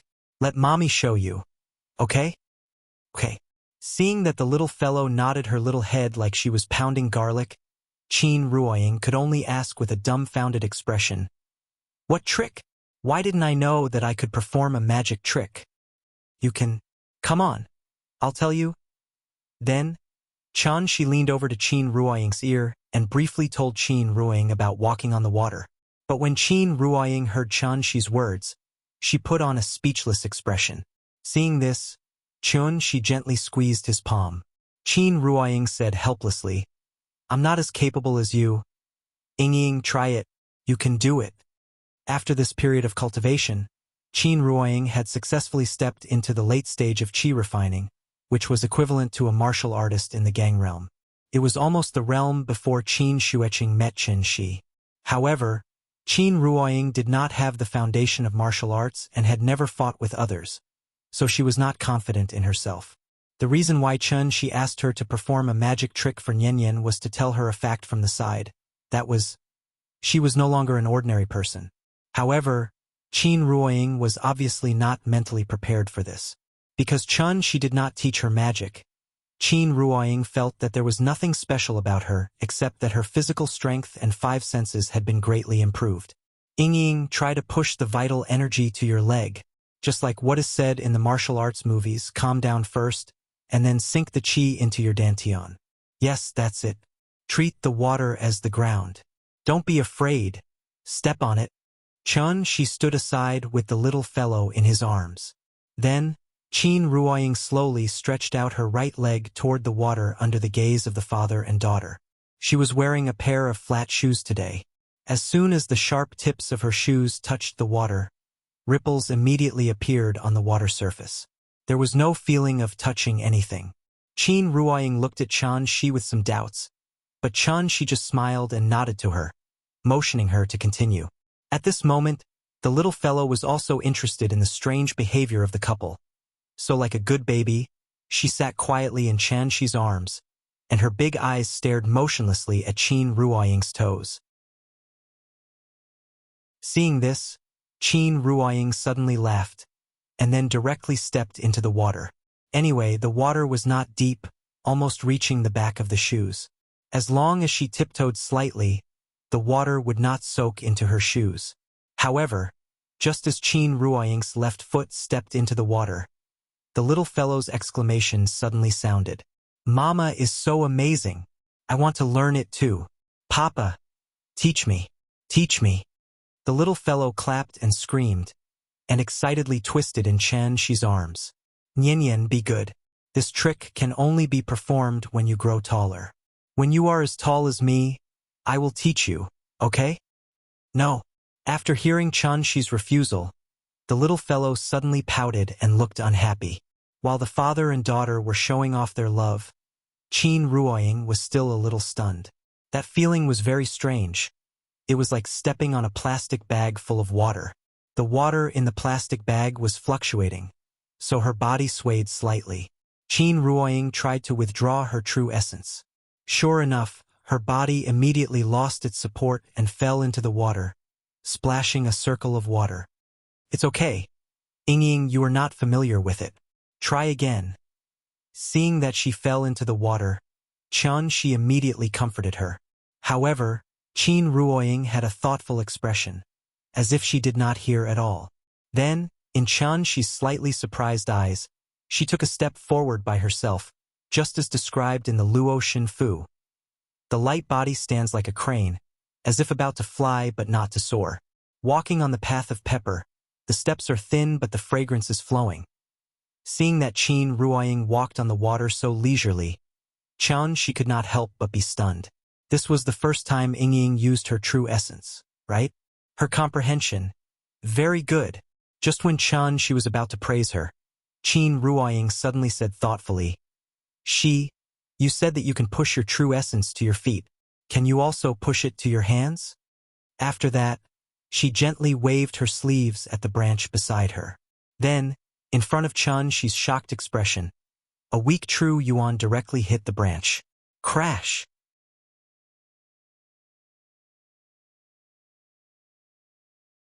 Chapter 298. Looking at the branch that had fallen to the ground, Chen Shi was so surprised that he was speechless for a moment. Although Qin Ruoying had been cultivating for a period of time, she was still at the stage of refining the heaven and earth spiritual qi and diligently accumulating true essence. One must know that Qin Ruoying did not have any foundation in martial arts, so her ability to control qi in the air made Chen Shi very surprised. After all, Chen Shi had not taught Qin Ruoying how to use true essence. Today, because the little fellow was in the mood, Chen Shi thought of letting Qin Ruoying try. He did not expect that Qin Ruoying's perception was so good that she could understand with just a little bit, and could even draw inferences about other things from one example. A falling leaf reveals the autumn of the world. A glimpse of a spot reveals the whole leopard. The so-called cultivation naturally paid attention to aptitude, bone structure, and perception. All three were indispensable. If aptitude and bone structure represented the body, then perception obviously represented the brain. After Chen Shi's observation during this period of time, he found that Qin Ruoying's aptitude and bone structure were very ordinary. If she continued to cultivate according to her current cultivation speed, then Yuanying should be the limit that Qin Ruoying could reach in this lifetime. Maybe it was because she had lost her Yin soul before. Even after Qin Ruoying's 3 souls returned, her cultivation speed did not improve much. Compared to his sister-in-law, it was simply heaven and earth. This also made Chen Shi subconsciously think that, was Qin Ruoying's perception as ordinary as her bone structure? Because of this consideration, Chen Shi did not teach Qin Ruoying those seemingly fancy little spells, but let her concentrate on refining qi, and refining qi, using all her time to refine the heaven and earth spiritual qi. As the saying goes, the clumsy bird flies first. As long as he was there, if he wanted to hurt Qin Ruoying, he would have to step over his dead body first. Naturally, there was no need for her to waste time learning any self-defense skills. However, Qin Ruoying's performance today was completely beyond Chen Shi's expectations. This kind of perception, I'm afraid that she can already catch up with me in the past, right? Thinking of this, Chen Shi could not help but look happy, and quickly stretched out his left hand and snapped his fingers. Pa! After a crisp sound, a weak flame jumped out of Chen Shi's fingers. Ying, why don't you try it?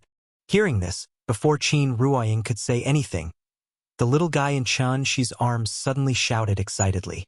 Fire! Papa can spit fire? Is this a magic trick? I want to learn. I want to learn. Papa, teach me. The little fellow was very excited.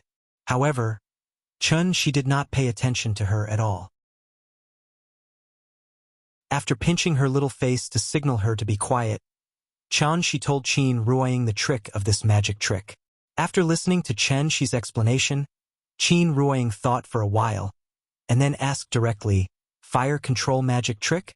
Is it like this? As soon as she finished speaking, she followed Chen Shi's example and snapped her fingers. Soon after, a small flame jumped out from between her fingers. She really learned and applied it immediately without any delay. Ying, I really didn't expect your perception to be so good. Chen Shi praised from the bottom of her heart. Qin Ruoying smiled and was about to say something when the little fellow in Chen Shi's arms suddenly exploded. Perhaps it was because she had been neglected by her parents, so the little fellow was really unstoppable at this time. They saw. She pursed her little mouth, and bean-sized tears kept pouring out of her eyes like a tap that had been opened, and she kept sobbing. It was as if she had suffered a great grievance. Her tear-stained face was really pitiful.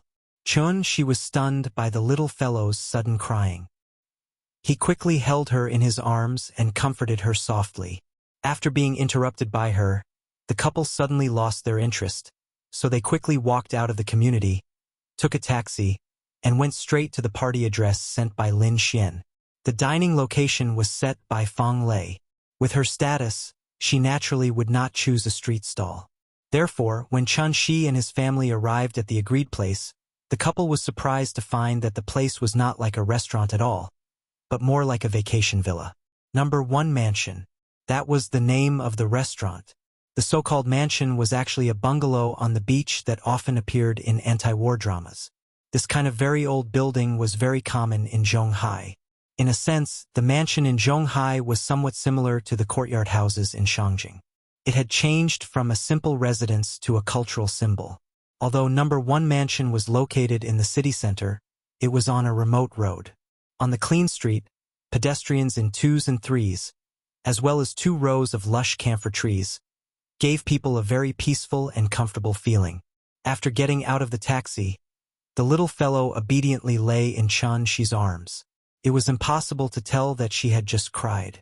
And the reason why she was so obedient now was entirely because of the lighter in her hand. The little fellow excitedly fiddled with the lighter. Because she pressed the buttons so quickly, her thumb was a little red. But she did not feel tired at all. Instead, she constantly lit the fire and pressed the lighter non-stop. Looking at the flame that kept coming out of the lighter, the little thing was very happy as it twisted around in Chen Shi's arms. She also knew how to do magic. When he thought of this, he suddenly couldn't help but grin foolishly. In fact, this lighter was something that Chen Shi had shamelessly asked for from the taxi driver. There was no sign outside the mansion. Only 2 people wearing cheongsam stood outside to welcome guests. Qin Ruoying was not sure if she found the right place, so she called Lin Xian. Not long after, Lin Xian came out of the closed door of the mansion. Although they hadn't seen each other for a day, when Lin Xian saw Chen Shi's family again, her face still showed a very happy smile. Ying, Chen Shi, here, come in. Lin Xian greeted her. After taking the little fellow from Chen Shi's arms into her own arms, she smiled and said to Qin Ruoying, Ying, You're in for a treat tonight. This #1 mansion's reputation in Zhonghai is very good. Lei has to treat today, so don't be polite with her later. You must take advantage of her." As she spoke, Lin Xian led Chun-Shi's family into the mansion. After all, it was an old building from the Republic of China.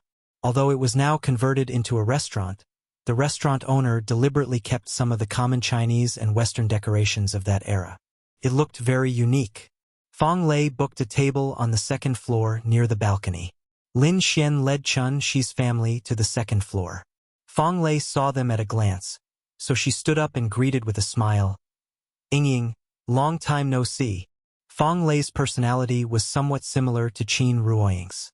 They were the kind of people who didn't show their emotions easily, so this simple greeting contained a lot of emotions.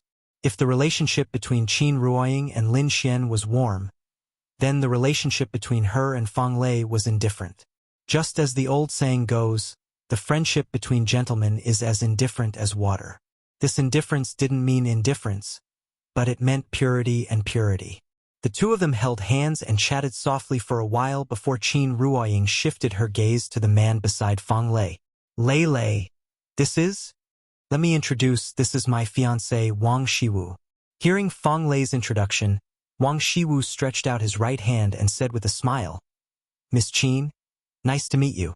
I used to hear your name from Lei, and now I've finally met you in person. You're much more beautiful than I expected." "Thank you." Qin Ruoying nodded. When she was about to shake hands with Wang Shiwu, Chun-Shi suddenly appeared from the side. Then, under the slightly surprised gaze of Fong Lei and Qin Ruoying, he directly shook Wang Shiwu's hand.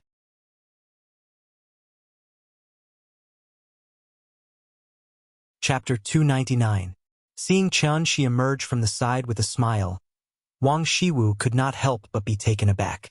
Is he not allowing his wife to shake hands with other men?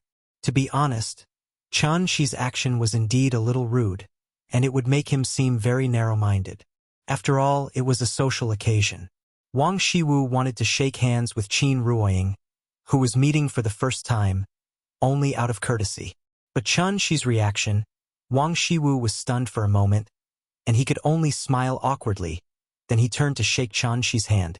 They were all friends, and Chun-Shi had attended his and Fong Lei's wedding before, so Wang Shiwu naturally could not be angry over such a small matter.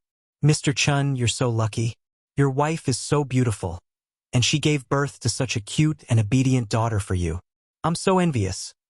Wang Shiwu smiled and said a few polite words to Chun-Shi. But after Chun-Shi heard this, he looked at Wang Shiwu thoughtfully, then replied with a fake smile, "Thank you." After that, he withdrew his right hand. Such an impolite behavior really made Wang Shiwu a little confused. Luckily, he had a good temper. If it were a hot-tempered second-generation rich kid, he would have flipped out and smashed the bowl.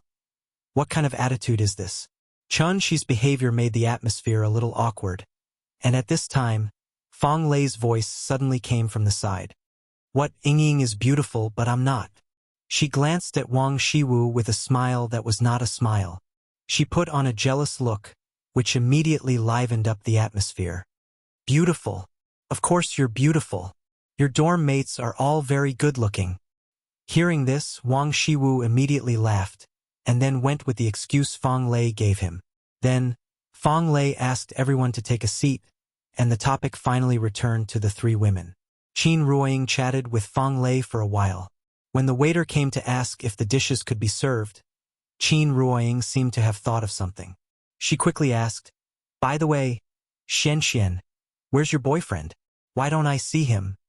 Hearing this, Lin Xian immediately explained with a smile, "He has to work overtime tonight, so he can't make it." "I'm sorry." "It's nothing, Xian.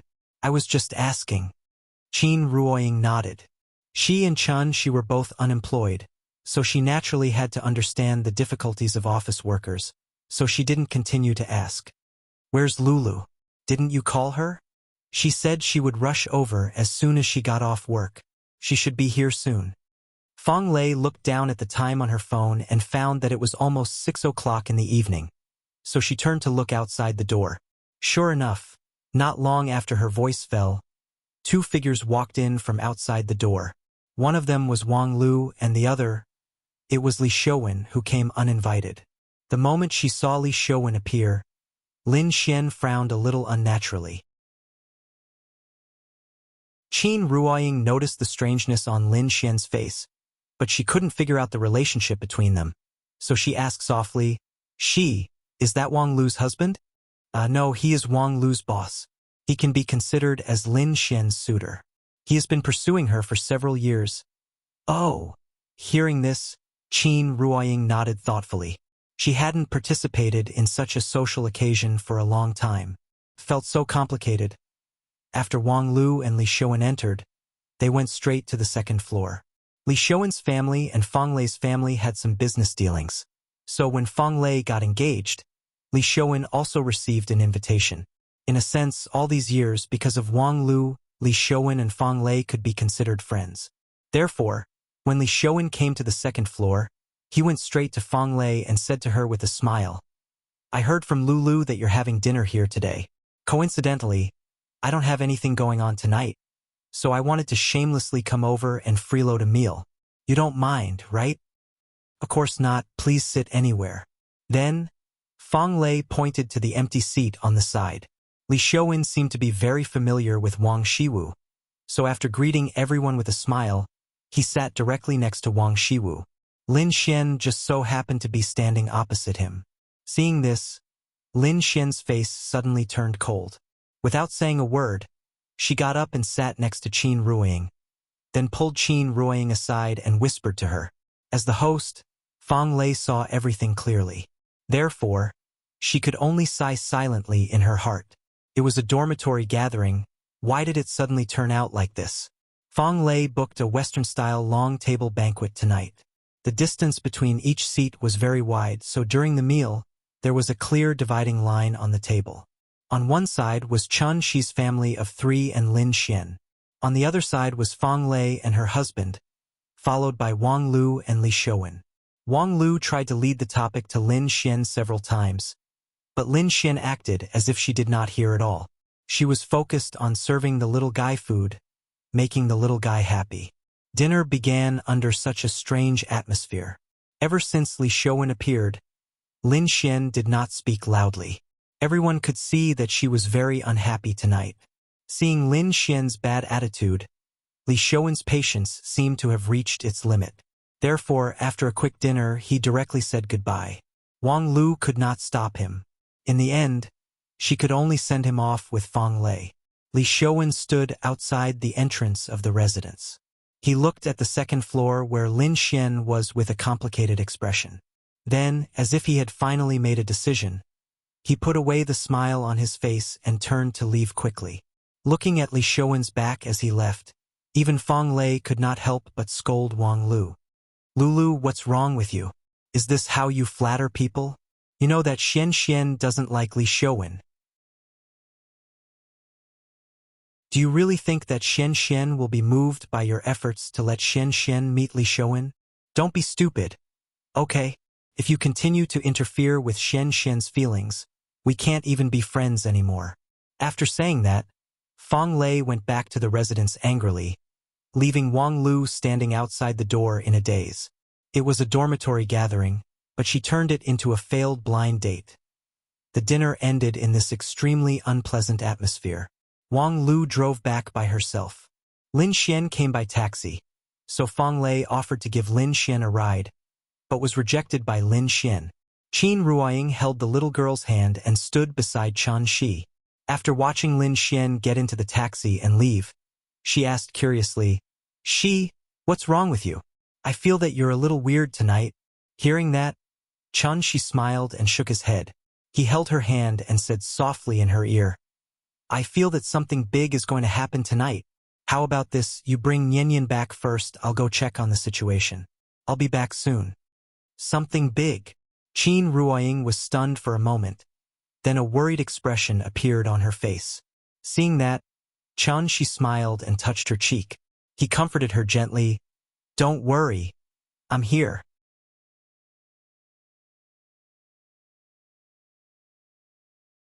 Chapter 300.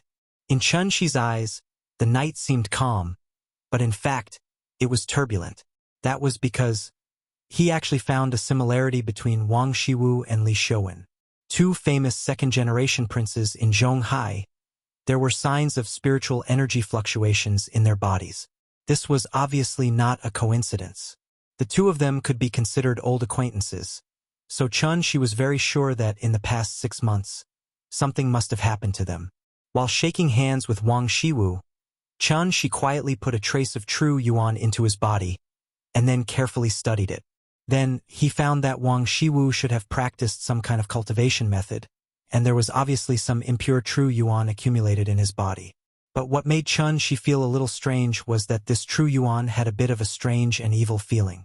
Since She returned to Earth, he had already seen a lot of incomplete inheritances unique to Earth. Great-granduncle was a martial artist. Son 1 was a necromancer. Saitu Ijiro was a onmyoji. And there was also the Brahmin. Although these inheritances were incomplete, they could still be considered as orthodox, and in the end, they could step into the celestial being. The celestial being, in the eyes of immortal cultivators, was the pseudo-core realm, and was only one step away from condensing the golden core. The reason why they could not go further was mainly because of the environmental limitations of Earth. From a scientific point of view, under the action of natural selection, the mutation of a mutated individual who was more adaptable to the environment was a beneficial mutation, and thus they could continue to survive. And the mutation of a mutated individual who was not adapted to the environment was a disadvantageous mutation. Unable to adapt to the environment, they were destined to be eliminated by the environment. Therefore, no matter what kind of creature it was, in the end, it was inseparable from the 4 words natural selection, survival of the fittest. In the case of being eliminated at any time, great-granduncle placed all his hopes on the illusory divine gate, and talented people like Sun One tried to rely on their own efforts to continue to move forward. As long as he could go further, he was willing to pay any price, even if it meant killing innocent people. For example, the extremely evil 5 elements soul cultivation technique. One had to know that evil and filth were existences that were rejected by cultivators. It wasn't that this kind of cultivation method couldn't be cultivated, but it was because this kind of cultivation method usually went against ethics and principles. It was even harmful to the heavens and devoid of humanity. There were no taboos in doing things, and everything was done only for oneself. Therefore, this type of immortal cultivator was also called heretical cultivators. In the heavenly jade world, heretical cultivators were like street rats. They were hated by everyone. However, the environment was against evil cultivators, but their legacies were still being passed down. The main reason was that the evil path was faster, stronger, and easier to survive than the traditional cultivation methods. Yin-Yang masters used their blood essence to water Yin souls and create spirit-branded retainers that were related to their lives. This method was indeed a bit unorthodox compared to necromancers and martial artists, but it wasn't considered evil. After all, Yin-Yang masters only used their own blood essence to nourish their spirit-branded retainers, while Yin-Yang masters used their own blood essence and divine sense to strengthen themselves. The two could not be compared at all. Up until now, She only knew of Sun Wen's 5 elements soul cultivation technique that could truly be considered evil on Earth. But Sun Wen had already been subdued by him. Now, in addition to enduring the torture of the heart-devouring ants every day, he also had to work day and night for Wu Lian for free. So the question was, who was the heretical cultivator behind Wang Shiwu and Li Shouwen? Since these two were young masters with a certain social status, it meant that many people in their circle had already fallen into the hands of the heretical cultivator. The reason why the heretical cultivator chose the second generation was probably because of their social influence. After all, it was easier to commit heinous crimes without being noticed by others with power and influence. Perhaps it was because he cultivated an evil cultivation method. Li Shouwen's behavior tonight was clearly a bit out of place. Logically speaking, it wasn't the first time that he was ignored by Lin Xian. He should have been mentally prepared. But when Li Shouwen left, he suddenly looked meaningfully at Lin Xian. At that moment, his gaze was indeed very complicated. Thinking of this, she could not help but secretly sigh. Actually, in his heart, Li Shouwen was quite a good person. No matter what, Li Shouwen had wholeheartedly pursued Lin Xian for many years. Even if he had many flaws, he was not as unforgivable as Zhao Yuan. But now, Li Shouwen's patience seemed to have finally run out. The two young masters who couldn't get along with each other had now become locusts on the same rope. Holding hands, they walked further and further away on the road of death. Wang Shiwu should have started cultivating earlier than Li Shouwen, so his cultivation was obviously higher than Li Shouwen's. Therefore, after some consideration, Chen Shi secretly left a restriction on Lin Xian's body and turned to leave with Wang Shiwu. Wang Shiwu and Feng Lei were not officially married yet, so they did not live together. Therefore, after he drove Feng Lei home, he turned around and returned to his own house. Chen Shi flew in the air and followed Wang Shiwu all the way. Chen Shi could not be more familiar with Zhonghai. Therefore, after seeing Wang Shiwu drive into a high-end residential area by the river, Chen Shi could not help but sneer. As the end of the Yangtze River, there were a total of 40 rivers in Zhonghai. Because there were too many rivers, even the natives of Zhonghai City didn't know the name of each river. There was only one exception, and that was the inland river in front of Chen Shi called Chai River. The name Chai River was widely spread among the older generation, and it could be said that there was no one who did not know of it. The reason why Chai River was so famous was mainly because of its other name, Inyang River. It was said that many people died here during the War of Resistance, and corpses and blood filled the entire Chai River. Therefore, this place had always been gloomy and filled with hostility. Many people scoffed at this legend. That was because they completely ignored the cemetery of martyrs that covered an area of about 200,000 square meters. This cemetery of martyrs was now called Longhua Garden, but 60 years ago, it had another famous name, Blood Flower Garden. Blood dyed the Wuxia red. The hostility was indeed heavy. After decades of development, the Blood Flower Garden went from a suburb to the current city center, and the mountains of corpses and seas of blood seemed to be covered by the dust of history. From the current perspective, the residential area where Wang Shiwu lived was actually not bad. Facing the Chai River, it was quiet in the midst of chaos, and it had a unique flavor. However, if one looked down from the sky, they would find that this residential area faced the Inyang River and had the Blood Flower Garden behind it. It was simply a place where evil gathered. The residential area was called Longhua Villa, and it was a high-end area. Some of it were bungalows, while the rest were all detached villas. Since it was a detached villa, there was naturally a small garden in each villa. Chen Shi silently landed outside Wang Shiwu's garden and silently watched Wang Shiwu park the car, and then return to the villa door. However, the moment Wang Shiwu opened the door, Chen Shi's line of sight unimpeded went directly from the front yard to the back garden. Seeing through the entire villa at a glance, one had to know that from the perspective of feng shui, this kind of house layout was legendary, heart-piercing evil spirit, the number one evil spirit of the Yang Mansion.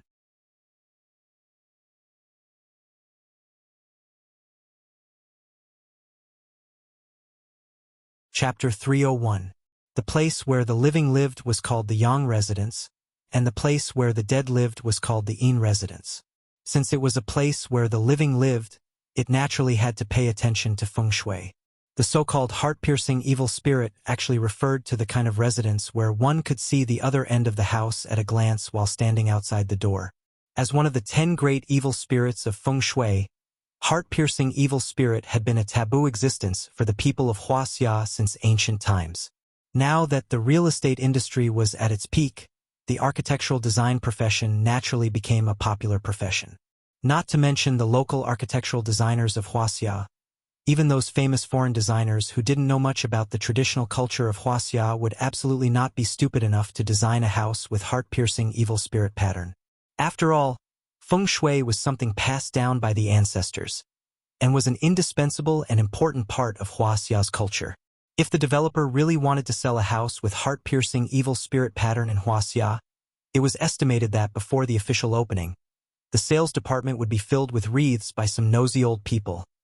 Although there were many young people who didn't understand this, and some of them wanted to pursue something different and wanted to knock down a wall in their own house and forcibly create a heart-piercing evil spirit pattern. Then the renovation company or workers with some experience should also kindly remind them. Don't court death. Of course, the more auspicious the house, the better. Although living in a house with heart-piercing evil spirit didn't mean that one would be unlucky. But if they were really unlucky, who would they blame? They could only blame themselves for being too stubborn at that time.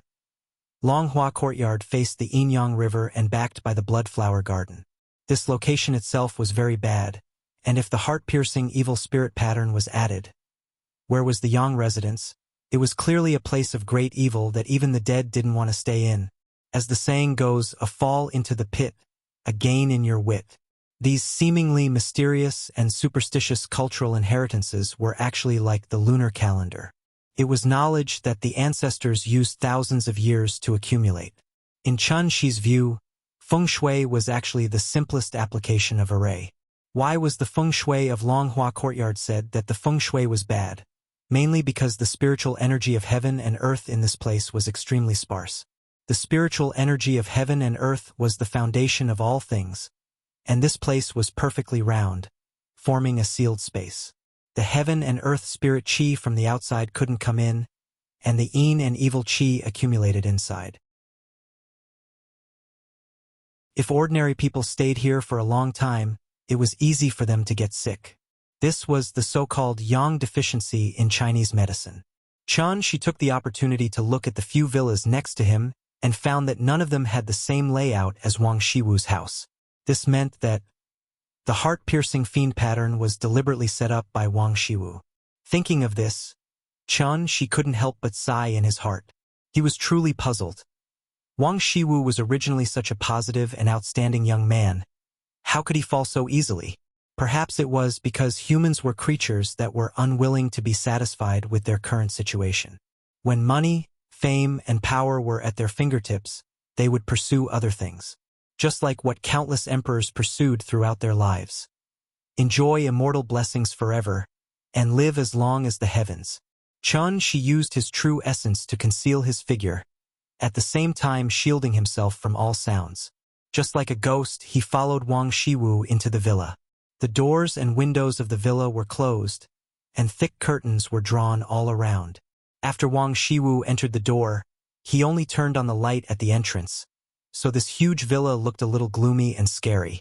Wang Shiwu put on his slippers and went straight to the second floor. Because there weren't many furnishings in the room, his footsteps suddenly echoed in this empty room. Tap, tap, tap. The layout of the second floor was similar to the first floor, but there was no kitchen and there was a study. Wang Shiwu didn't seem to like the light, so he just turned on the aisle light in the corridor. Under the dim light, Wang Shiwu's shadow was very long, and it even looked a little hideous when it was reflected on the wall. He seemed to value his study very much, so he specially installed a fingerprint lock on the door. Wang Shiwu stretched out his finger.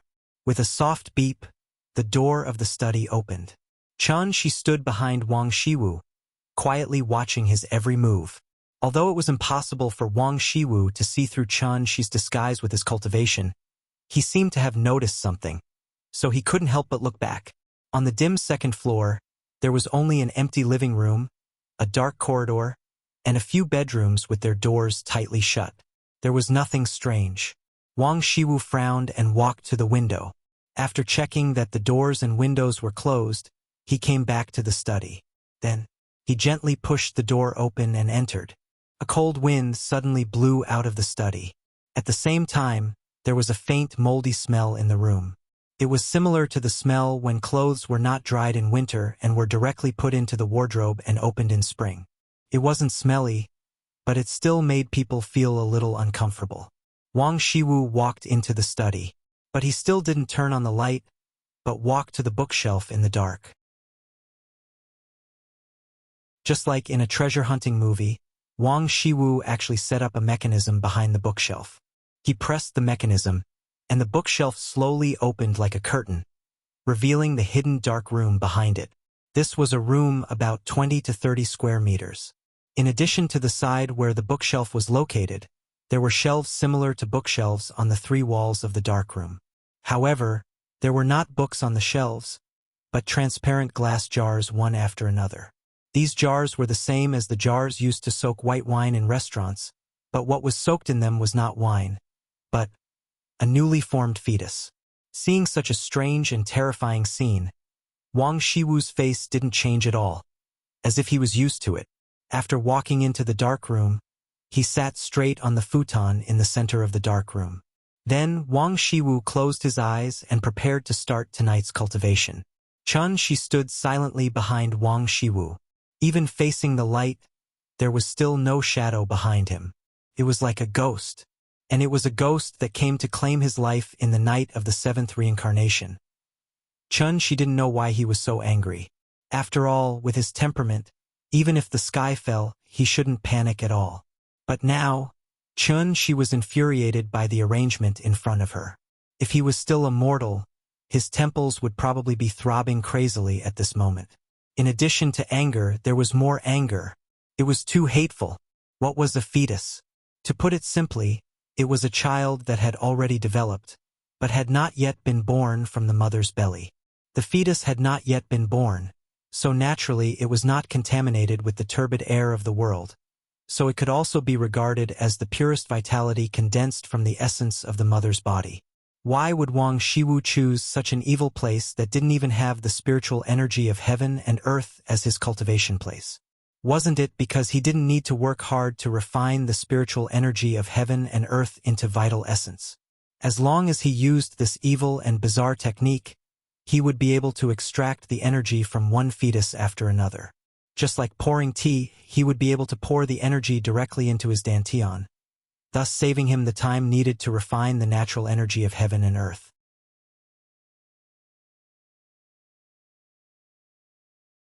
Chapter 302.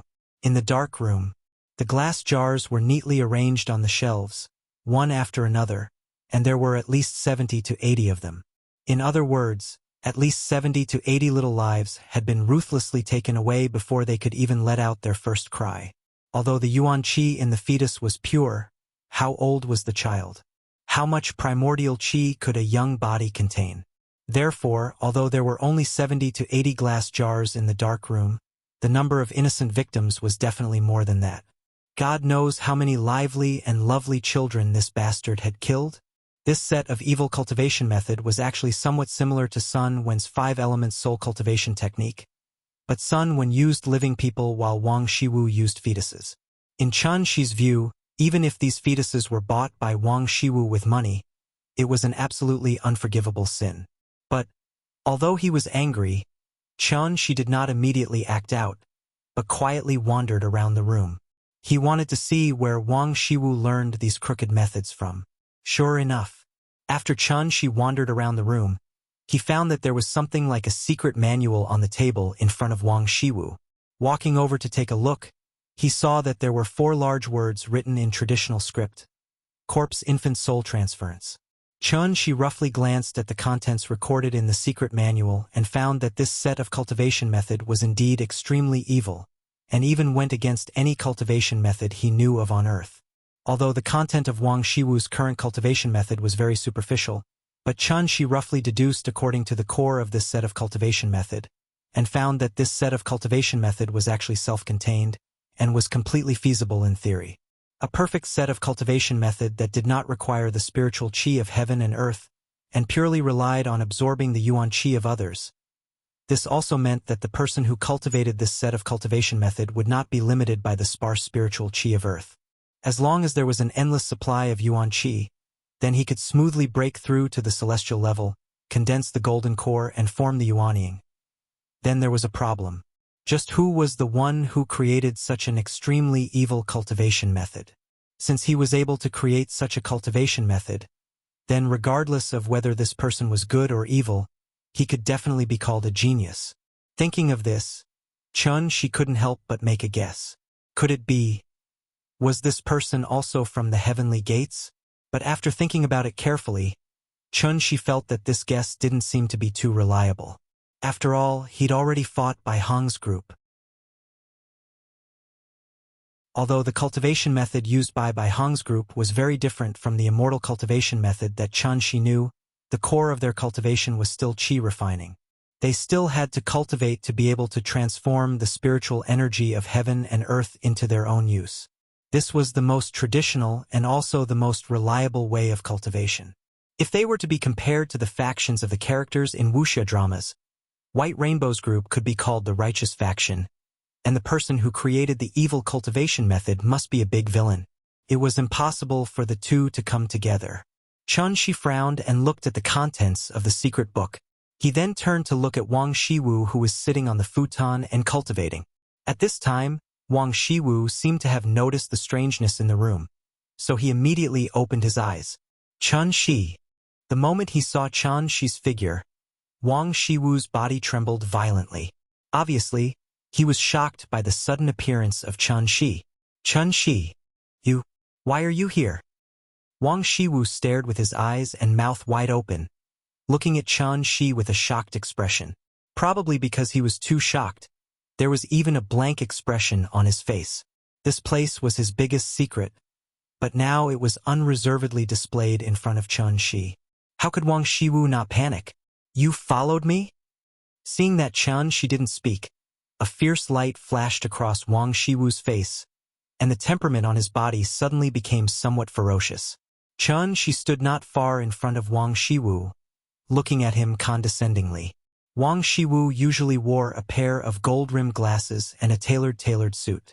He looked completely like a refined and successful person.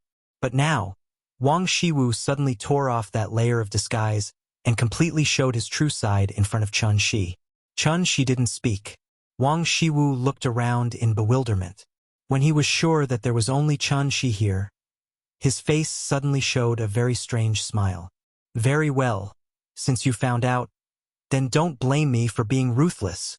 After that, Wang Shiwu suddenly jumped up from the futon and slammed his palm on Chun-Shi's chest. Wang Shiwu's speed was very fast. The moment he made his move, Wang Shiwu's arm suddenly became like the roots of a tree.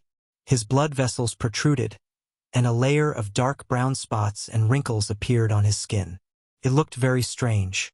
Wang Shiwu was Feng Lei's fiancé, and Feng Lei was Qin Ruoying's best friend.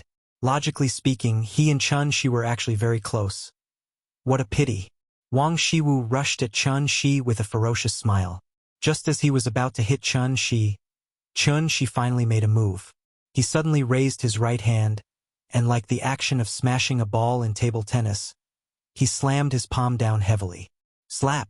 If Chun-Shi's hand was a table tennis racket, then Wang Shiwu's face was obviously a table tennis racket. Wang Shiwu was immediately sent flying with a solid slap on his face. Bang! With a huge muffled sound, Wang Shiwu's body hit the wall heavily, knocking over a lot of glass jars. The glass shards flew in all directions and fell to the ground with a series of pleasant sounds. You, who the hell are you? Wang Shiwu covered his face and struggled to get up from the ground. When he looked at Chun-Shi again, his eyes were full of shock and disbelief. With his current cultivation, he was basically equivalent to a warrior in the profound mastery of gang state. Why didn't he have a chance to fight back in front of Chun-Shi? It was like a 3-year-old child fighting with an adult. His opponent could easily slap him until he couldn't find his bearings. How was this possible? Wang Shiwu stared at Chun-Shi in a daze. This friend, who was eating at the same table with him just now, had become so strange. Tell me, who taught you these things? Chun-Shi looked at Wang Shiwu expressionlessly. Under his gaze, Wang Shiwu suddenly felt like he was being pressed down by a mountain, so heavy that he almost couldn't breathe. Wang Shiwu trembled as he tried to resist the pressure. But at this time, Chun-Shi suddenly let out a cold snort. Humph! Chun-Shi's voice was very soft, but when it reached Wang Shiwu's ears, it was like a thunderclap. It immediately scattered the pneuma that Wang Shiwu secretly gathered, and even made him kneel down powerlessly on the spot. The huge gap between the two sides seemed to wake Wang Shiwu up.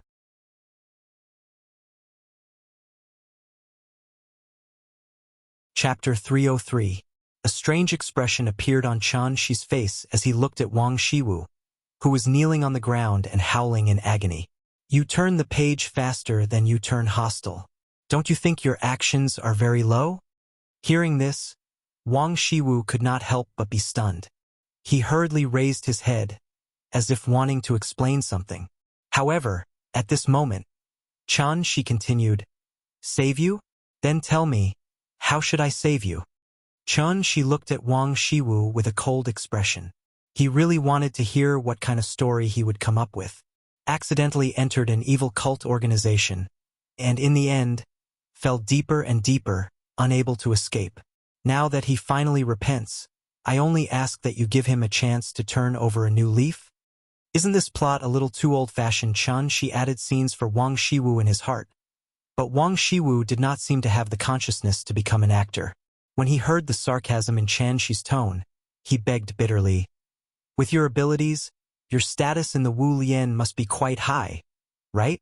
Chan Shi, with our relationship, even if you don't give face to the monk, give face to the Buddha, give face to Lei Lei, can you let me go today? I promise that as long as I can escape this disaster, I will repay you many times over in the future." After hearing Wang Shiwu's words, Chan Shi did not know whether to laugh or cry. He originally thought that Wang Shiwu would come up with some story to deceive him, but he did not expect that Wang Shiwu did not realize what he was doing at all. The only reason he was begging for mercy was because he was afraid of being caught by the Wu Lian. From the looks of it, he should have joined of his own accord, and not been forced by someone. Since Wang Shiwu was so afraid of the Wu Lian, it meant that the Wu Lian should have started investigating them long ago. It was just that they did not find any evidence, so they did not do anything to them. Thinking of this, Chan Shi nodded lightly, as if agreeing to Wang Shiwu's request. Seeing this, Wang Shiwu could not help but be overjoyed. He struggled to get up from the ground. But no matter how hard he tried, that mountain-like invisible pressure still pressed him firmly to the ground, and he couldn't stand up no matter what. "Don't worry. Tell me what's going on first. Who taught you these things? Otherwise, I won't be able to answer to the higher-ups." Seeing that Chan Shi didn't seem to be joking, Wang Shiwu hesitated for a moment, then clenched his teeth and said, "Fine, I'll talk. It's actually like this." After that, Wang Shiwu briefly explained the reason why he learned this kind of evil cultivation method. About half a year ago, not long after his engagement with Feng Lei, Wang Shiwu joined an organization called the Jinli sect under the recommendation of a friend. The way this organization recruited members was very simple, and that was through one-on-one referrals. The recommended person must be under the age of 40 and have a certain social status. Only after the approval of the church's board of directors can they enter the church. In other words, this was a cult organization that took the high-end route. What was different from ordinary cult organizations was that the Jinli sect didn't show too obvious antisocial nature. After joining the sect, one only needed to pay a considerable fee, and the member would be able to obtain a cultivation method that was known as a supreme secret technique. In fact, it was the simplest set of qi cultivation methods. When this member succeeded in qi cultivation and found that his physical fitness had greatly improved, he would naturally be more convinced of the Jinli sect. After that, if the member still wanted to obtain a higher level of cultivation method, he would need to do something for the Jinli sect in exchange for the approval of the board of directors. Only then could he officially become a believer of the Jinli sect. Of course, only after officially becoming a believer of the Jinli sect could he obtain this set of corpse baby soul crossing, which was known as the cult's secret technique. Wang Shiwu's explanation was very simple. After listening for a while, Chan Shi roughly understood how this cult operated. Wasn't this an upgraded version of pyramid schemes, blockchain? The evil cultivation method was originally a shortcut. It could let people taste the benefits in a short time, so it was naturally very tempting. Thinking of this, Chan Shi couldn't help but ask curiously, "You're a believer, right? Then what did you do for the Jinli sect back then?" Hearing this, an obvious unnatural expression flashed across Wang Shiwu's face, but soon, he pretended to be casual and said, "I paid 20 million as a membership fee and recommended 3 friends to join the sect. Then, I can become a believer." After saying that, Wang Shiwu raised his head and looked at Chan Shi. After seeing that Chan Shi's eyes were still very cold, Wang Shiwu quickly lowered his head again. It was obvious that he was lying. However, Chan Shi didn't seem to have the intention to delve deeper. Instead, he changed the question and asked, "Where is the headquarters of the Jinli sect? I don't know about this." The church has a one-to-one referral system. I usually meet the referral at the club we often go to, so I don't have to go to the headquarters. Don't you need the approval of the steward to become a believer? Who's the steward? I don't know. Wang Shiwu shook his head and continued. I haven't seen the steward with my own eyes. We usually have a video call and I have to wear a mask when I talk. After saying that, Wang Shiwu pointed to the golden mask on the table. This time, Wang Shiwu wasn't lying. He really hadn't seen the steward, and he really didn't know where the headquarters of the Jinli sect was. Chun Shi frowned and pondered for a while. When he was about to continue asking, Chun Shi suddenly frowned, because the restriction on Lin Xian's body was triggered. When he left just now, Chun Shi quietly placed a restriction on Lin Xian's body. Now that the restriction was triggered, it meant that someone was trying to get close to Lin Xian. As expected, after only a few seconds, Chun Shi noticed that the self-defense pendant he gave Lin Xian had been activated. Someone was trying to hurt her. When he noticed all this, Chun Shi's figure disappeared from Wang Shiwu's sight almost instantly. Wang Shiwu stared blankly at the spot where Chun Shi was just now. After a long while, he struggled to stand up, but it was still in vain. He could only helplessly shout in the dark room, Chun Shi? Chun Shi? Where did you go? Let me go first. Of course, Chun Shi didn't have time to deal with Wang Shiwu now. When Li Shouwen was eating just now, there was an evil aura around him. Before he left, he took a deep look at Lin Xian. Therefore, Chun Shi was very vigilant and placed a restriction on Lin Xian. Destroy what you can't get? He didn't expect Li Shouwen to take this step after all. Chun Shi quickly rushed to Lin Xian's location, only to find that Lin Xian had been moving, and at a very fast speed. Could it be she's already been abducted? Thinking of this, Chun Shi couldn't help but change his expression slightly. There were a total of 3 pieces of the self-defense pendant he made. One was on Aunt Zhang, one was on Yanyan, and the last one was on Lin Xian. No matter what, it was a magic tool that he made personally. Although the materials were crude, it shouldn't be damaged so quickly, right?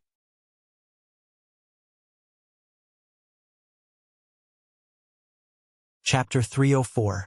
Rewind time to half an hour ago. After Lin Xian left in a taxi, Li Shouwen, who had left early, suddenly appeared out of nowhere and followed Lin Xian all the way back to her neighborhood. However, Li Shouwen did not follow Lin Xian into the neighborhood. Instead, he called Lin Xian from outside the neighborhood, implying that he wanted to talk to her face to face. He had pursued Lin Xian for many years, and this time he seemed to have finally thought it through, so he wanted to meet with Lin Xian one last time. They could chat as friends, and it could be considered as a farewell. From then on, he would not disturb her anymore. After hearing Li Shouwen's heartfelt confession, Lin Xian was silent on the other end of the phone. She held her phone in one hand and pulled open the curtains with the other. In the hazy city at night, the flashing neon lights could not illuminate the deepest corner of her heart. At this moment, the scene was similar to what Huang Jingren described in Qi Huai, sitting under the flowers and playing the flute, gazing into the distance through the red walls, as if this star was not last night, for whom the wind and dew stood in the middle of the night. Lingering thoughts are exhausted, turning the heartache and peeling the banana. 3 to 5 years, 3 to 5 months. The pitiful cup of wine has not disappeared. The pitiful cup of wine has not disappeared. The bitterness of the world is no greater than the bitterness of infatuation. It had to be said that this kind of infatuated man's image could easily soften a woman's heart. Therefore, after much consideration, Lin Xian agreed to his request. She then went downstairs to Li Shouwen's car to have a good talk with him. In reality, the reason why Lin Xian usually gave Li Shouwen the cold shoulder was not because she really disliked Li Shouwen, but because she did not want Li Shouwen to waste too much time on her. Lin Xian was a rational woman, but at the same time, she was a kind woman. Because of this, she never gave Li Shouwen a good look. She only hoped that he would back off in the face of difficulties and not take any chances. After all, after so many years, even if you raised a dog, you would still have some feelings for it. Moreover, was that still a human? But it was a pity. Lin Xian's heart already belonged to someone, and her attitude towards relationships was very extreme. She would never allow herself to compromise. As the saying goes, when one's heart is moved, it means that one is heartless. Lin Xian reluctantly got into the car. One had to know that ever since Li Shouwen officially started pursuing her, Lin Xian had never sat in Li Shouwen's car again. Therefore, when she sat in Li Shouwen's car, she clearly felt uncomfortable. Lin Xian felt awkward, but Li Shouwen was very excited. Perhaps he was afraid of scaring Lin Xian, so Li Shouwen suppressed his voice and said to Lin Xian in a slightly restrained manner, Xian, it's not like you don't know my feelings for you. Before he finished, Li Xian interrupted. I. His resolute tone and the emotionless Director Li completely widened the gap between the two of them. Lin Xian's attitude was so bad that it seemed to be out of Li Shouwen's expectations. He was stunned. At this moment, he no longer had the attitude of a rich second-generation heir or a big boss of a corporation. He was just a sad loser. Seeing Li Shouwen at a loss, Lin Xian's heart softened. Therefore, after a soft sigh, Lin Xian said gently, I'm sorry, I really don't have any feelings for you, so I have to express my attitude clearly. In case you misunderstand, I hope you can understand. Li Shouwen was silent. The car suddenly became quiet. After a while, he asked in a heavy tone, Then are we still friends? Hearing this, Lin Xian hesitated for a moment, then said helplessly, It better not be. Then, Lin Xian was ready to open the door and get out of the car. She and Li Shouwen were not considered friends. This time, she made it clear so that he would completely give up. To be honest, Lin Xian did not want to hurt others like this, but when it came to relationships, it would be messy. It was better to be less conflicted and more decisive. While thinking, Lin Xian pulled the car door, but realized that the door was locked. Therefore, she said to Li Shouwen, Please open the door, I should go back. However, Li Shouwen did not seem to hear her. He held the steering wheel with both hands and lowered his head. She did not know what he was thinking. Seeing this, Lin Xian suddenly felt a little scared. So she said again, "Xiao Li, it's late. I have to go to work tomorrow. Please open the door, I should go back." After saying that, Lin Xian tried to push the car door again, but she couldn't push it open. This car was probably modified, so once it was locked, only the driver could unlock it. Lin Xian had no choice but to turn around and try to persuade Li Shouwen to open the door. But just as she turned around, Li Shouwen suddenly started the car. Stepping on the accelerator, the car suddenly rushed out like a horse that had lost control. The huge inertia caused Lin Xian to fall heavily on the back of the seat. After regaining her senses, Lin Xian shouted in panic, "Stop the car! Stop the car! I want to get out! I'm calling the police!" As she shouted, Lin Xian took out her phone to call the police. Seeing this, Li Shouwen suddenly swung the steering wheel, and the car suddenly drifted on the road. This also caused Lin Xian to lose her balance, and the phone in her hand flew out. Lin Xian was completely flustered. She could only hit Li Shouwen's shoulder and screamed, "Stop the car! Let me out!" "Shut up!" Li Shouwen glared fiercely at Lin Xian, and then sped up again. Accompanied by the loud sound of the engine, the car suddenly rushed out at an extremely fast speed. Lin Xian was frightened by Li Shouwen's behavior. Out of consideration for her own safety, she did not dare to do anything that might anger him. She could only curl up in the front passenger seat and hold on tightly to the seatbelt. Her careful look made her look especially helpless. Li Shouwen brought Lin Xian and sped through the city. Not long after, he brought Lin Xian to a church-like building. Then, Li Shouwen violently pulled Lin Xian out of the car, and then dragged her straight to the church. "What are you doing? Let me go!" Lin Xian struggled with all her might, but she was a woman who did not weigh more than 100 pounds. How could she win against a young and strong man? Moreover, Li Shouwen's strength seemed to be exceptionally great. Using only one hand, he was able to easily drag her into the church as if she was a chicken. "Xian, did you know? I once swore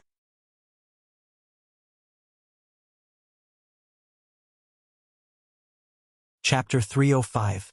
Let me go! Let me go! Save me! Help! Save me! Lin Xian screamed as she used her nails to scratch at Li Shouwen's arm.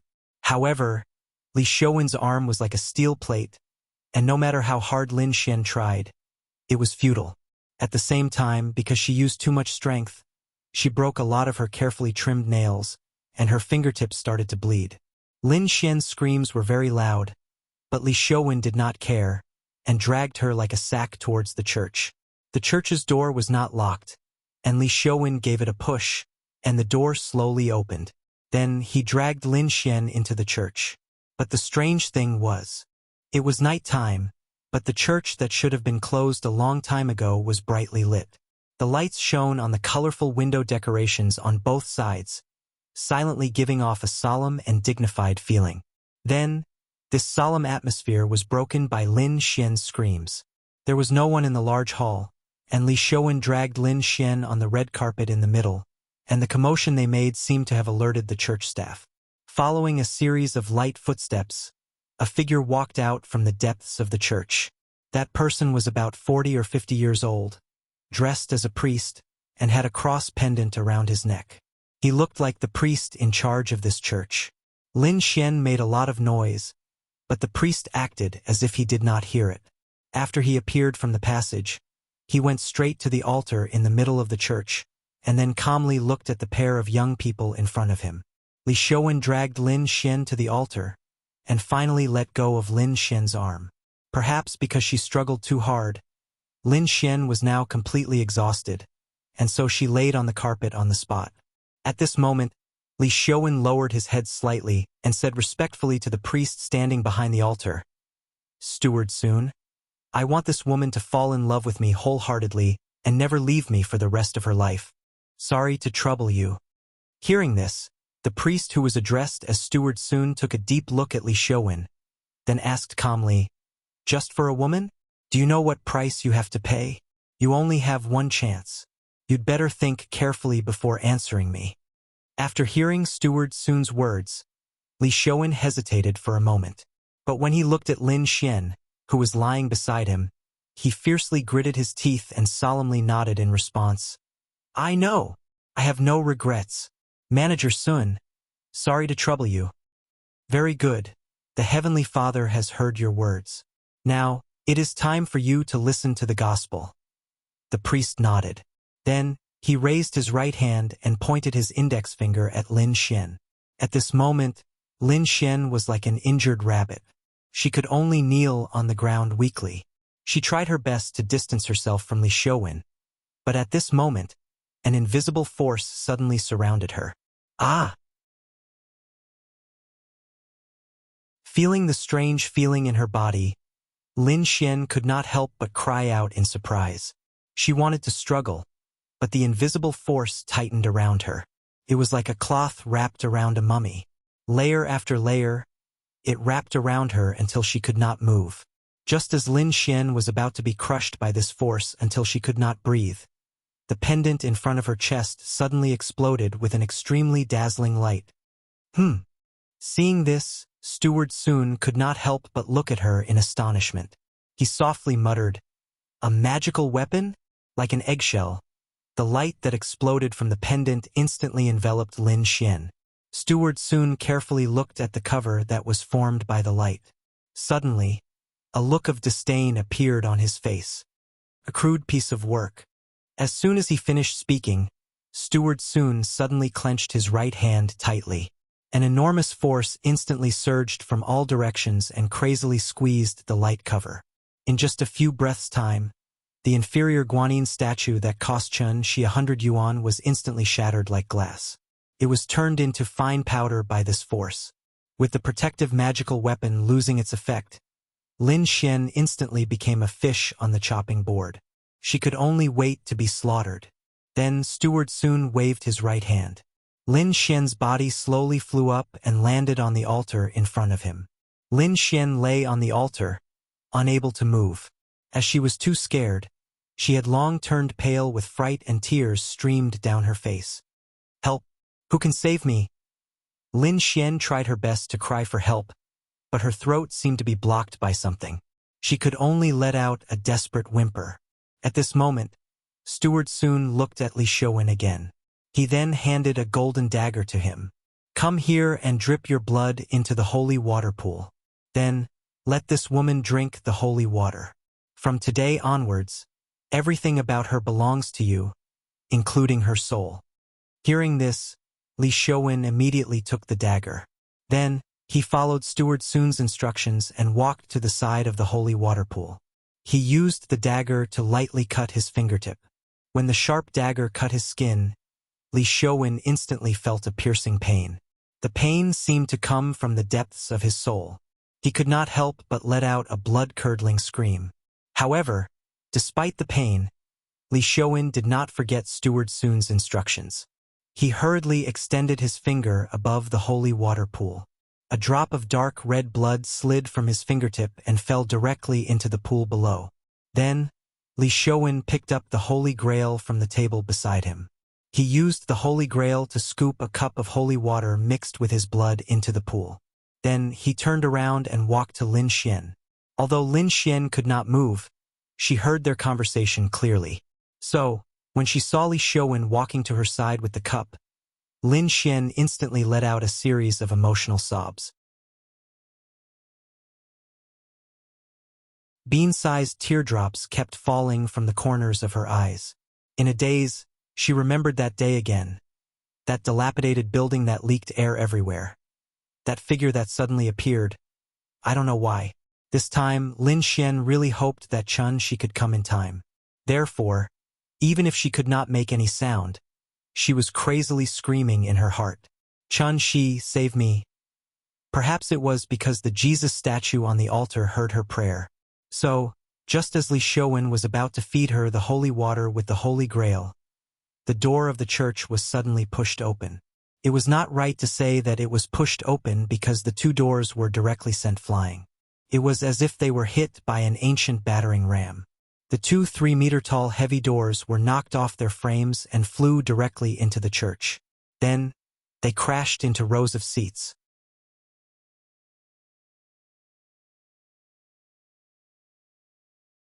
Chapter 306. Just as the church's door was blown away, Manager Sun frowned deeply.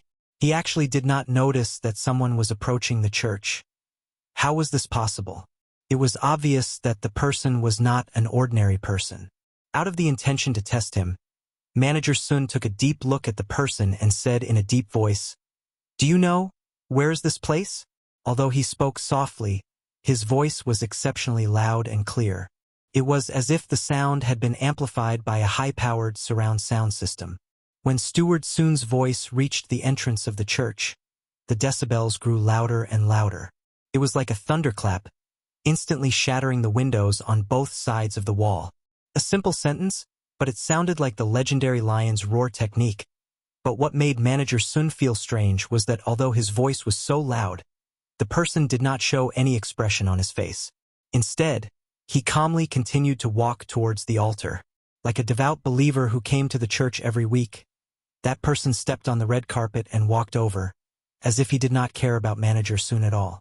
At this moment, Li Shouwen, who was standing next to Lin Xian with the Holy Grail, also placed his attention on the strange intruder. But when he saw the person's face clearly, he could not help but exclaim, "Chun-Shi? That's right. This intruder who broke the church's door.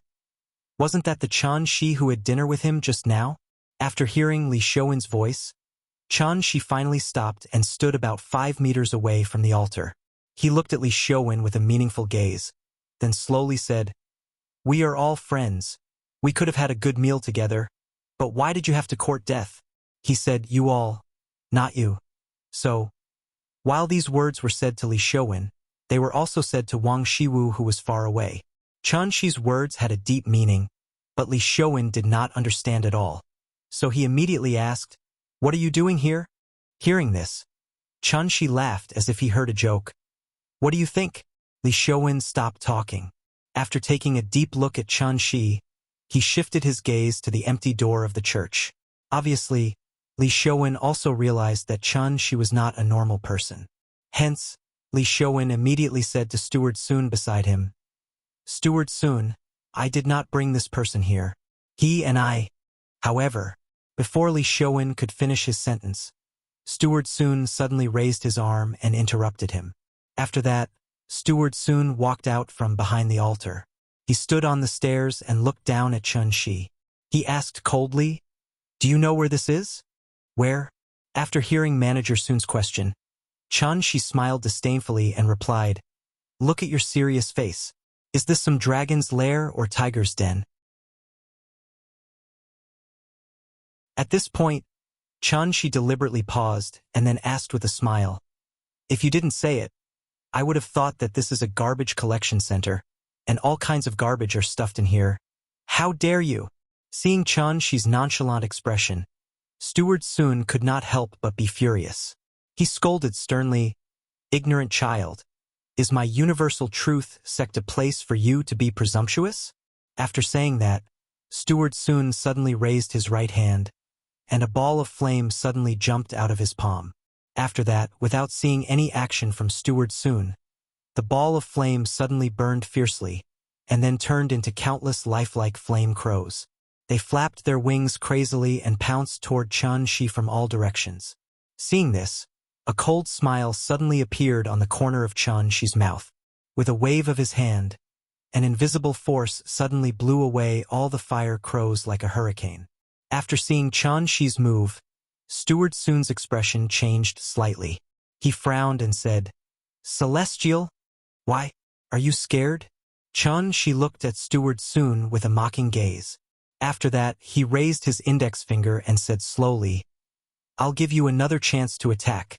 Cherish it. I hope you can show me something different." Hearing this, Steward Sun could not help but fly into a rage.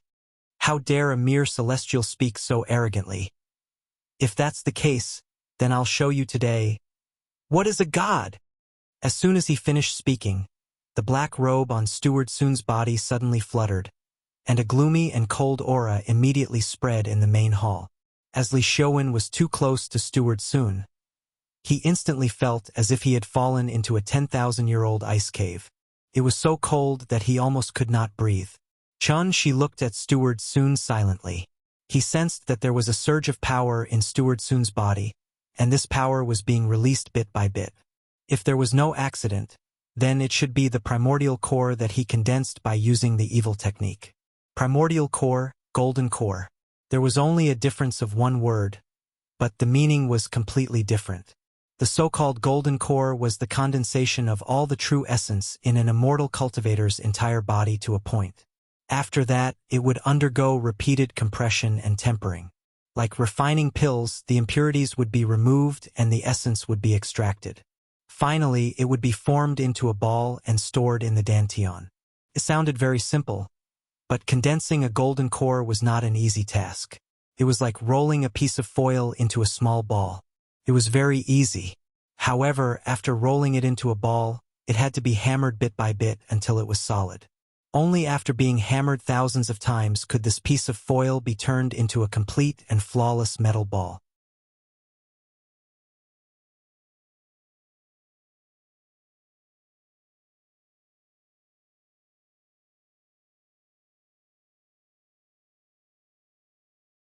Manager Sun couldn't help but laugh coldly when he saw this. And then he crossed his arms and prepared to admire Chun Shi's painful appearance when the myriad of ghosts devoured his heart. However, when these Yin spirits rushed in front of Chun Shi, they were like vampires that had suddenly seen sunlight, suddenly letting out a sharp and ear-piercing howl. Immediately after, these ghosts were like the shadows before dawn, disappearing the moment they saw the sunlight. This, soul-devouring 10,000 ghosts has lost its effect. Steward Sun's eyes widened as if he couldn't believe what was happening before his eyes. From the beginning to the end, Chun Shi stood on the spot without moving. He didn't even lift his eyelids. However, the thousands of Yin spirits that he had painstakingly collected all these years melted like snow, and almost all of them disappeared in an instant, leaving only a few scattered souls hovering above the dome of the church. There wasn't even a splash, and everything returned to normal. What exactly happened? Steward Sun's mind was blank, and he was really stunned by what was happening before his eyes. Boring. Seeing Steward Soon's puzzled look, Chen Shi couldn't help but shake his head slightly, and then he slowly walked toward the altar. The soul devouring 10,000 ghosts was a soul attack, so it wasn't as gorgeous as ordinary spells, but its lethality wasn't inferior to sword techniques, spells, and so on. However, it was a pity that there was a huge limitation to divine spirit attacks, and that was level suppression. Unless Steward Soon's realm exceeded or was equal to Chen Shi's, he would never be able to hurt Chen Shi with a soul attack. Ants biting an elephant to death? It was obviously impossible. You have a realm, but you don't have the strength to match it. Do you know? You don't even have the right to make me draw my sword. As he spoke, Chen Shi stretched out his index and middle fingers, and then he formed a sword with his fingers and pointed in the air. A green sword gleam suddenly shot out, and it instantly hit Steward Soon's chest. You? Steward Soon stared at his chest in a daze, and his eyes were filled with disbelief. Chen Shi originally wanted to test Steward Soon's cultivation, but he didn't expect him to be so weak. In terms of combat power, he reckoned that he was no match for Sun Wen. After all, Sun Wen's cultivation was accumulated through his own cultivation, bit by bit. How could it be compared to Steward Soon's unorthodox cultivation? Steward Soon was seriously injured, and the restriction that restrained Lin Xian immediately lost its effect. Therefore, after letting out a cry of surprise, Lin Xian suddenly sat up from the altar and threw herself directly into Chen Shi's arms. Chen Shi. Lin Xian lay on the altar. Although she couldn't move, she was conscious, so she saw everything that happened. She always felt that Chen Shi wasn't an ordinary person, and this time it was confirmed. However, this reality was far beyond her imagination. Lin Xian cried loudly in Chen Shi's arms. That weeping pear blossom looked like a child who had been wronged outside and would only cry in front of her parents when she returned home. However, after crying for a while, Lin Xian lay in Chen Shi's arms and murmured softly, "Chen Shi, Chen Shi, Chen Shi." Hearing her mutter his name, Chen Shi could only smile awkwardly. He then gently pushed her away and comforted her softly. "It's okay. I'm here. Don't be afraid." After Chen Shi pushed Lin Xian away, she seemed to have sobered up a lot. Therefore, after looking deeply at Chen Shi with her red eyes, she quickly lowered her head and said softly with a sobbing tone, "Thank you. You saved me again." The atmosphere between the two of them was rather ambiguous, and they simply treated Li Xiaowen and Steward Soon as if they didn't exist. Chen Shi didn't kill Steward Soon directly because he wanted to keep him alive and used this opportunity to understand the Jinli sect. However, Chen Shi didn't expect that. Even though Steward Soon was seriously injured, a fierce look flashed across his face before he collapsed. While Lin Xian was talking to Chen Shi, Steward Soon mustered all his strength, took off the cross on his neck, and threw it at the statue of Jesus. The moment the bloody cross hit the statue of Jesus, a strong ray of light suddenly bloomed in the church. Something unexpected happened. Chen Shi couldn't care so much anymore. He could only pull Lin Xian into his arms. Following that, he hugged Lin Xian with his left hand and made a grabbing motion in the air with his right hand. The godly sword Dharma power suddenly appeared in his hand. The reason why he was so vigilant was because there was suddenly a strong wave of true Yuan in the church. The strength of the movement.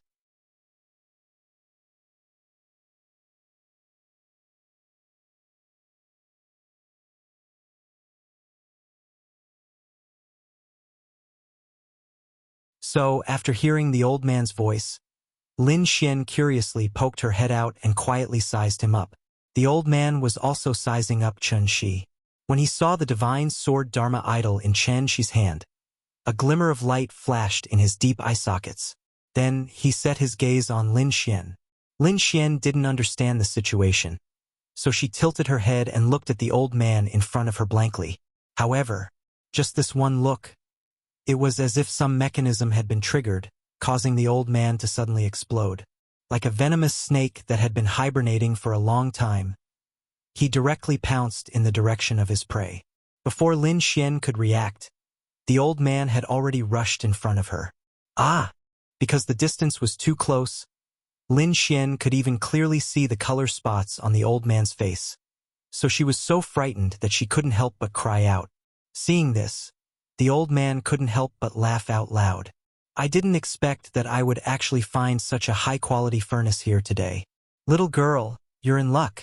After saying that, the old man stretched out his withered arm, wanting to directly pull Lin Xian out from behind Chun Shi. However, just as he stretched out his arm, a cold voice suddenly rang in his ears. Get lost. As soon as the voice fell,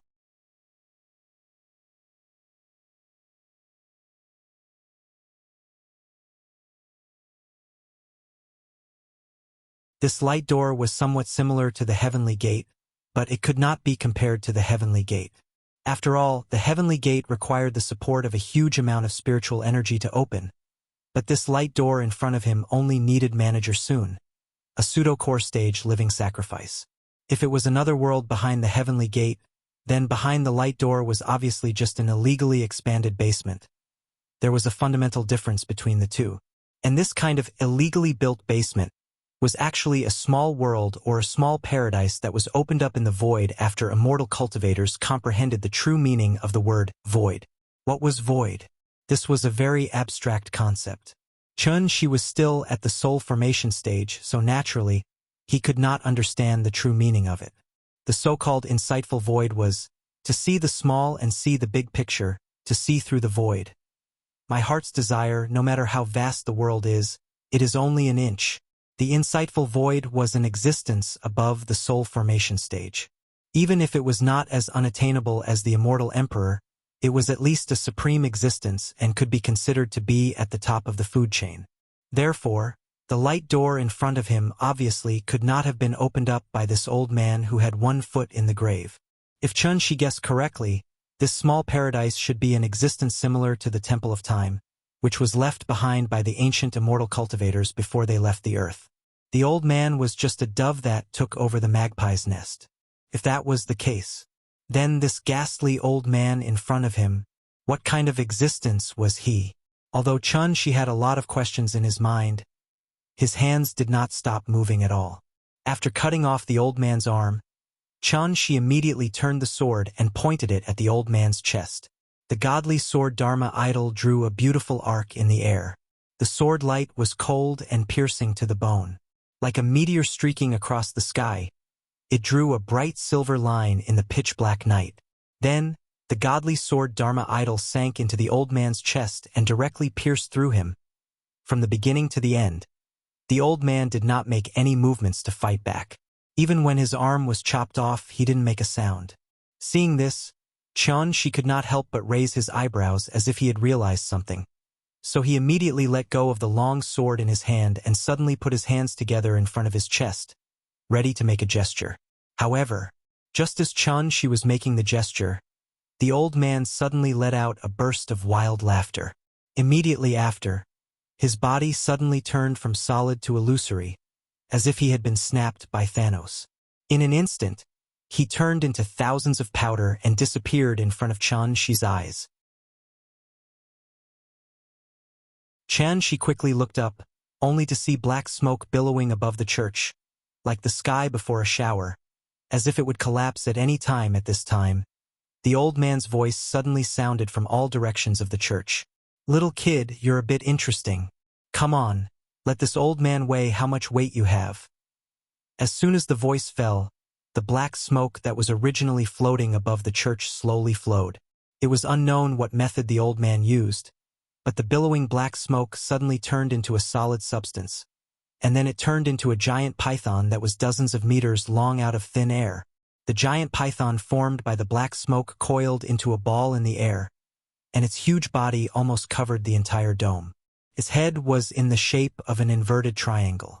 From the moment it appeared, the giant python stuck out its head, spat out its snake tongue, and stared at Chun Shi with its pair of golden vertical pupils.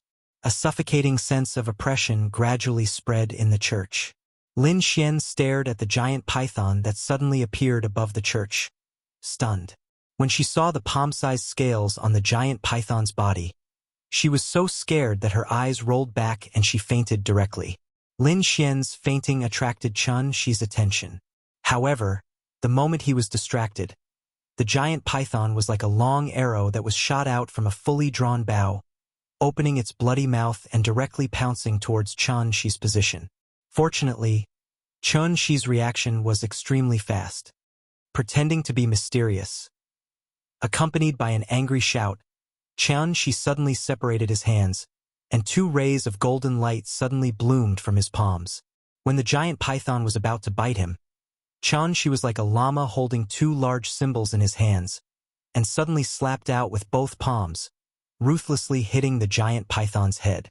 The giant python was formed by the black smoke, and the black smoke was the true yuan that leaked from the old man's body. Therefore, this was actually a contest of true yuan. The true yuan in Chun Shi's body was clear and pure, but the true yuan in the old man's body was filthy and turbid. When the two came into contact, it was like throwing metallic sodium into water, and immediately caused a violent explosion. The 8-leaf seal.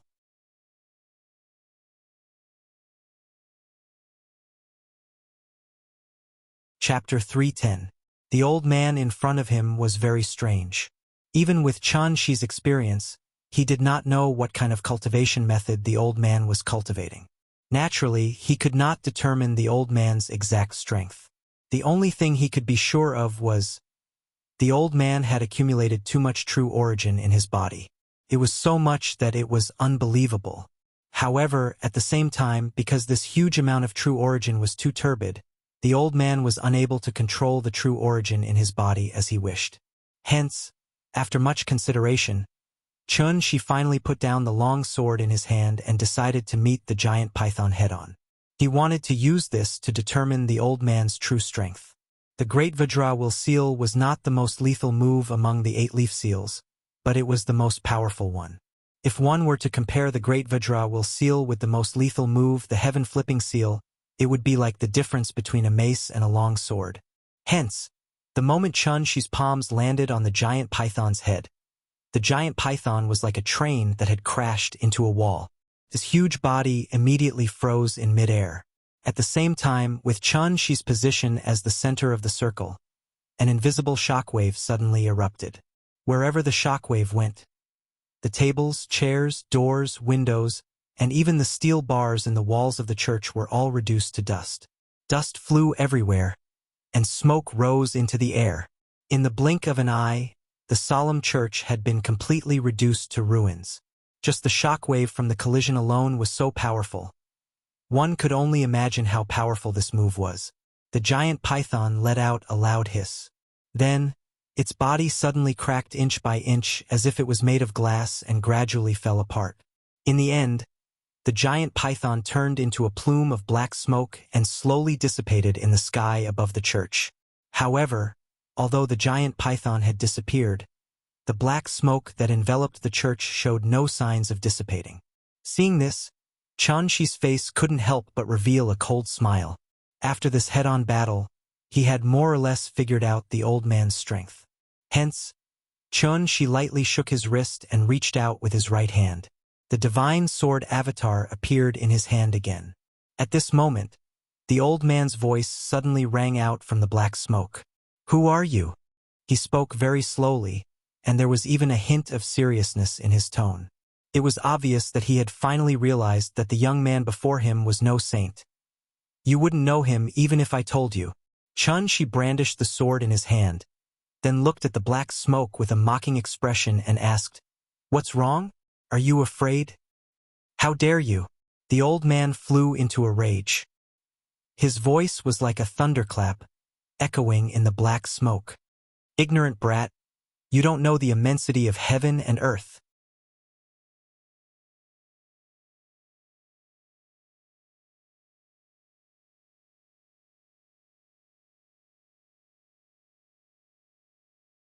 Chapter 311. The formation was complete.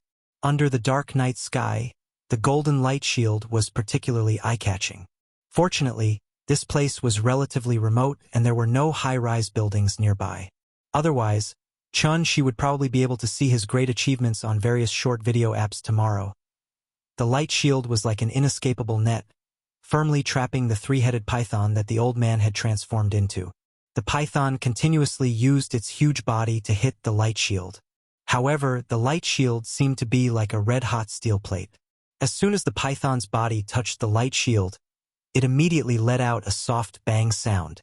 Following that, its muscles and scales turned into a wisp of black smoke and dissipated. After a few fruitless attempts, the python could only coil in the air, raising its three heads and continuously sticking out its scarlet tongue at Chun-Shi. A trapped beast in a desperate situation, even if it could not escape.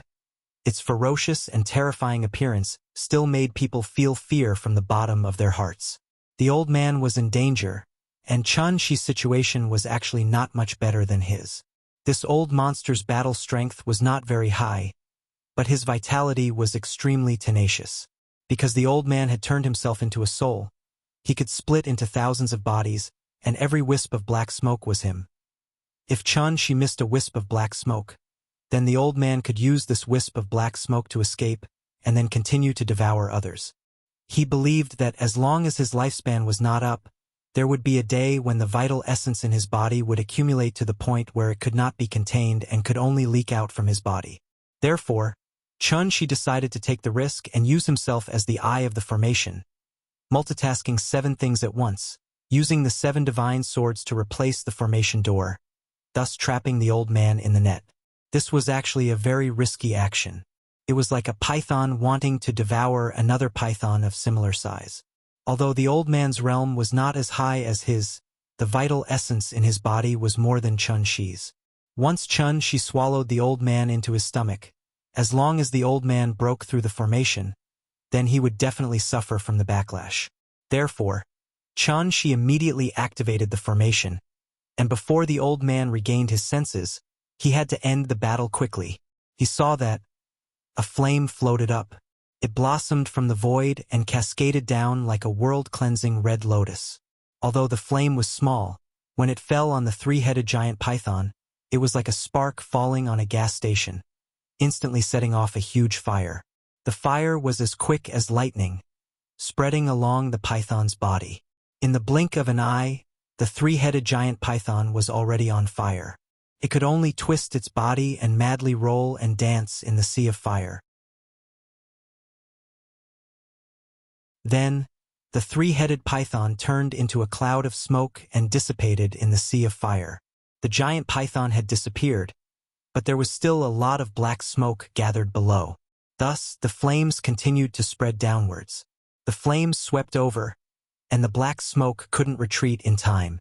However, due to the limitations of the light barrier, the places where the black smoke could hide became smaller and smaller. Soon, the flames caught up to it. When the flames came into contact with the black smoke, it was like a raging fire coming into contact with gasoline, exploding violently. In an instant, sparks flew everywhere, and red light filled the sky.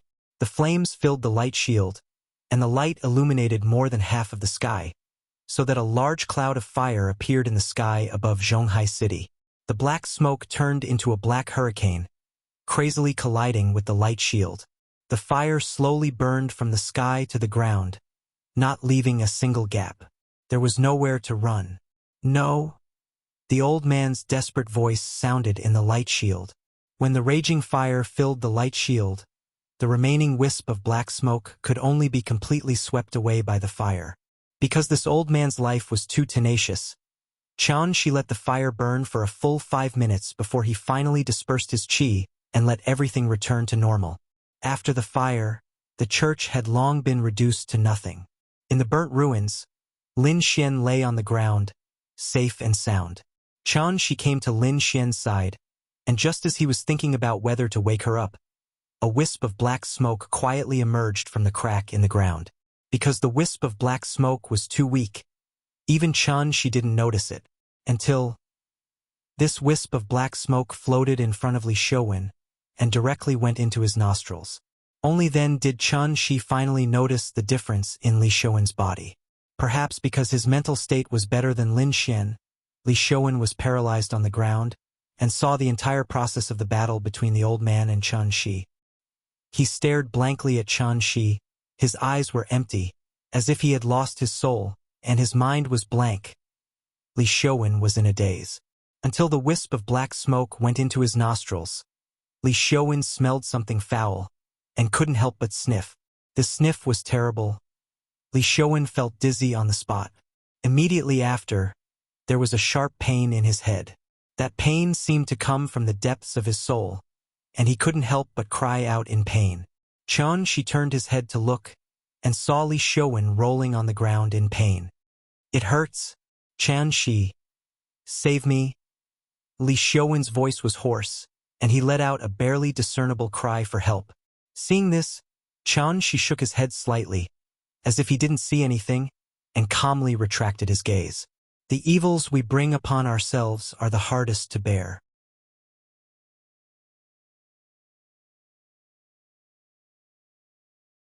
The old man's injuries were too severe, and he had no other choice, so he chose Li Xiaowen.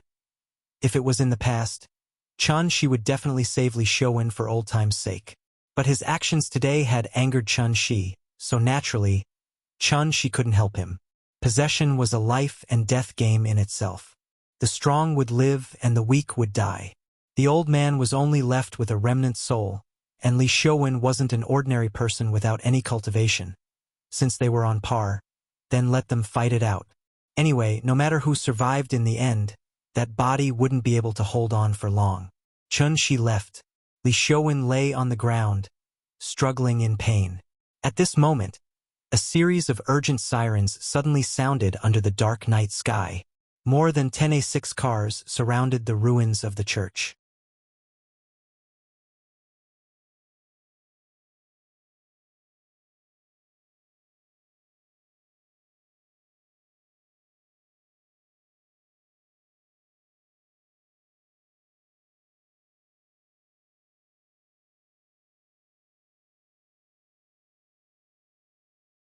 Chapter 313. When the sun broke through the sky, a new day began. Perhaps it was because of the light rain last night. As soon as Qin Ruoying opened the window, a fragrance mixed with the smell of earth came from outside the house. The warm sunlight sprinkled into the room through the window, and the bright and warm feeling instantly made people feel much better. After a night of charging, the little fellow's sweet voice echoed in the house again. "Papa, I want to eat 8 treasure porridge. And shrimp dumplings. Shrimp dumplings. Mama, where's the remote control? I want to watch cartoons." Breakfast was not ready yet, so the naughty little fellow jumped back and forth in the house in slippers. No one knew why she was so happy today. Her little face was as red as a ripe apple, and she looked as if she had been injected with stimulants. Qin Ruoying went to the balcony to collect the clothes, and the little fellow immediately followed her out. Then she tiptoed and leaned on the railing, looking up to see the sun in the sky. What she saw was terrible. The dazzling sunlight immediately made her cover her eyes, and she had to cry "Mama" uncomfortably. "Silly child." Qin Ruoying smiled and shook her head. She hurriedly squatted beside her and whispered a few words of comfort. "Nian, come on, it's time to eat." She came out of the kitchen with a plate, just in time to see Qin Ruoying whispering to the little fellow on the balcony. The warm sunlight sprinkled on the mother and daughter, as if they were wearing a gauze. It was a very beautiful and warm scene. At this moment, time seemed to have stopped. She looked at them silently, and a warm feeling suddenly surged in his heart. It was worth it. He had no regrets in his life. After breakfast, the couple accompanied the little fellow at home to read poems of the Tang and Song dynasties. She did not want the little fellow to spend all her leisure time watching cartoons, so he racked his brains to find something else for her to do. He wanted her to like it, and at the same time it was a very healthy way of leisure. Didn't the little fellow cry to ride a shared bike before? Cycling is not bad. Thinking of this, Shi's eyes lit up. In fact, children of Nianyan's age should be starting to learn how to ride a bicycle.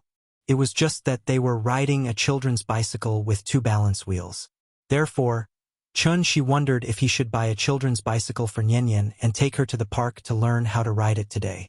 Shi quietly mentioned his idea to Qin Ruoying, but before Qin Ruoying could reply, the little guy who had been Eve's dropping immediately jumped up from the cushion and shouted excitedly. Cycling is good. I want to ride a bike. Let's go for a ride. Papa, let's go. With that, she jumped off the sofa and dragged Chun-Shi out of the door. As long as it was something that he liked, this little guy's ears were as sensitive as a radar. But if he called her when she was watching cartoons or when she was angry, no matter how many times Chun-Shi said it, this little thing would pretend not to hear it. Chun-Shi carried her back to the sofa, pinched the tip of her nose with his hand, and said with a serious face, You want to go out to play? Okay. But you have to recite the poem that Mommy just taught you. If you can recite it well, Daddy will take you out to play. Hearing this, the little fellow was not afraid at all. Instead, she proudly raised her little head and said loudly, I can recite it. Okay, then recite it to me. Since he said that, the little fellow did not have stage fright. After jumping off the sofa, she ran to the opposite side of the sofa and faced Chun-Shi and Qin Ruoying and recited it loudly. When I was young, I left home, but when I was old, I returned home. My hometown accent has not changed. When children meet, they don't know each other. Smiling, they ask where you are from. Although the recitation was a bit bumpy, and the pronunciation was not very clear, at least she finished reciting Homecoming Book. But after reciting it, this little thing stood in place with her hands behind her back. Her small body swayed left and right, and at the same time, she looked at Chun-Shi with her big eyes. Looking at her lack of confidence, it was obvious that she was nervous, so she started to wonder if her back was facing him. Seeing this, Chun-Shi immediately laughed and applauded. He could not help but praise. Good, you recited it well. You didn't miss a single word. Nian, you're amazing. Although she did not recite it well, at least she finished reciting it. And, even if she recited it completely wrong, Chun-Shi would not blame her. She was a child, so she had to be more confident. It was not easy to raise a child, but it was very easy to destroy a child. Sometimes, even a simple scolding could affect a child's life. For example, that sentence, You can't even remember such a simple thing? A seemingly insignificant scolding from a parent was very likely to leave a shadow in the child, so that they would start to doubt themselves and be more unwilling to learn. The psychology of a child was actually very simple. If they could not learn well after studying hard, it meant that they were very stupid. In that case, why should they study hard? They could not learn well anyway. The denial of a parent would only make the child more suspicious of himself. It had to be said that parents who habitually denied their children and forcibly put pressure on their children were really retarded. Perhaps they might think that their children were like Neza, who needed suffering and encouragement to thrive. Chun-Shi's encouragement obviously worked, so this little thing suddenly relaxed a lot. Then, she opened her arms and threw herself into Chun-Shi's arms, giggling. Papa, am I good? Good. Very good. After Chun-Shi's sincere flattery, this little thing was obviously more active. Like a husky taking a walk, she did not even need Chun-Shi to carry her. She ran downstairs like the wind. Nian, run slower. Don't fall. Qin Ruoying hurriedly followed, but she had just taken a few steps when she heard the little thing let out a cry of surprise. Ah! Qin Ruoying was shocked. After quickly running downstairs, she saw Nian running out of the building like a wisp of smoke. Then, she happily threw herself into the arms of a person. Hello, sister. The person who came was actually Lin Xian. Qin Ruoying looked at her with some surprise, then quickly stepped forward and asked, Xian, when did you come? Why didn't you call me first? I said I would call you when I arrived, but I didn't expect to see you go out as soon as I arrived. What a coincidence. Lin Xian smiled and explained, but when Qin Ruoying looked at her, there was still a trace of suspicion in her eyes. After all, they were classmates and best friends for many years, so she felt that Lin Xian was a little strange today. Could it be?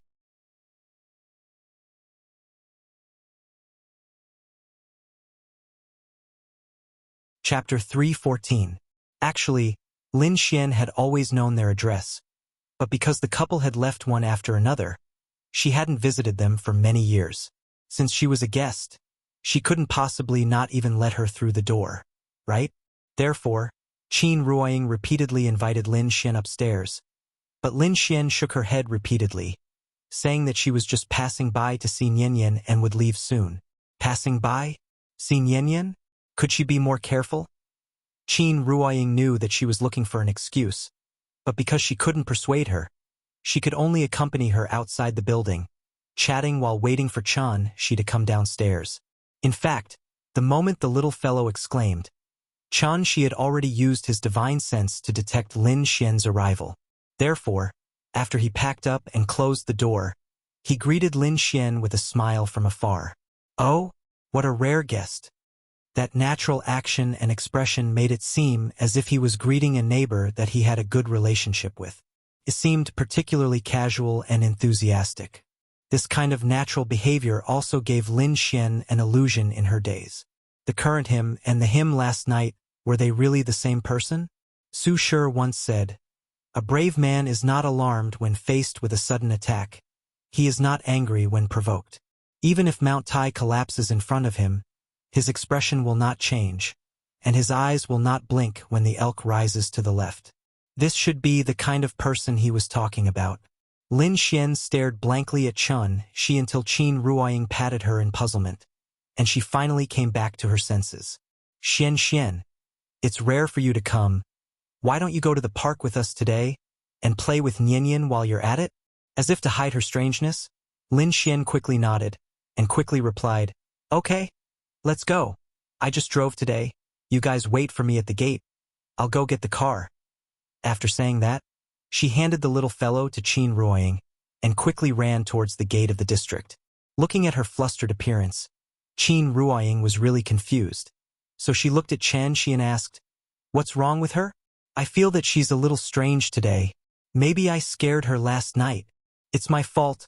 I should have knocked her out when I went last night." The couple looked at each other helplessly and felt that this matter was a bit troublesome. In fact, it wasn't that she didn't have the means to erase memories, but this kind of magic more or less had some side effects. Lin Xian was a friend, so he naturally could not use these methods on her.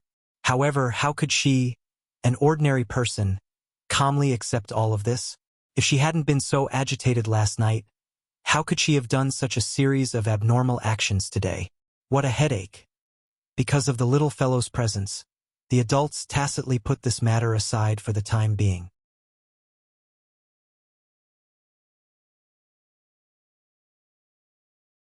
Shi waited for a while, and seeing that she didn't speak, he asked directly, "Last night's incident should have refreshed your understanding of this world, right? How about I give you a simple explanation?" Hearing this, Lin Xian's eyes flashed with a hint of joy, but soon, she asked with a worried face, "These things shouldn't be said casually, right? Why not just treat it as a story?" Then, Shi gave her a simple explanation of the Wu Lian secret. As for the part that involved immortal cultivators, even if Shi explained it to Lin Xian, she probably wouldn't understand, so he simply omitted this part and replaced the immortal cultivators with warriors that were easier for Lin Xian to understand. Perhaps because of trust, Lin Xian didn't feel that she was telling her a fantasy after hearing this. Instead, she looked thoughtfully at Qin Ruoying, who wasn't far away, and asked, "Then, is Ying also a warrior?" "Yes, I guess so." After hearing Shi's answer, Lin Xian fell silent again. After hesitating for a while, she asked anxiously, "Shi, since these superpowers are obtained through cultivation, can you teach me? You want to learn?" "Yes." You're tuning in to the Legend of the Vagabond YouTube channel. Don't forget to subscribe and join us on this journey to catch the most captivating stories.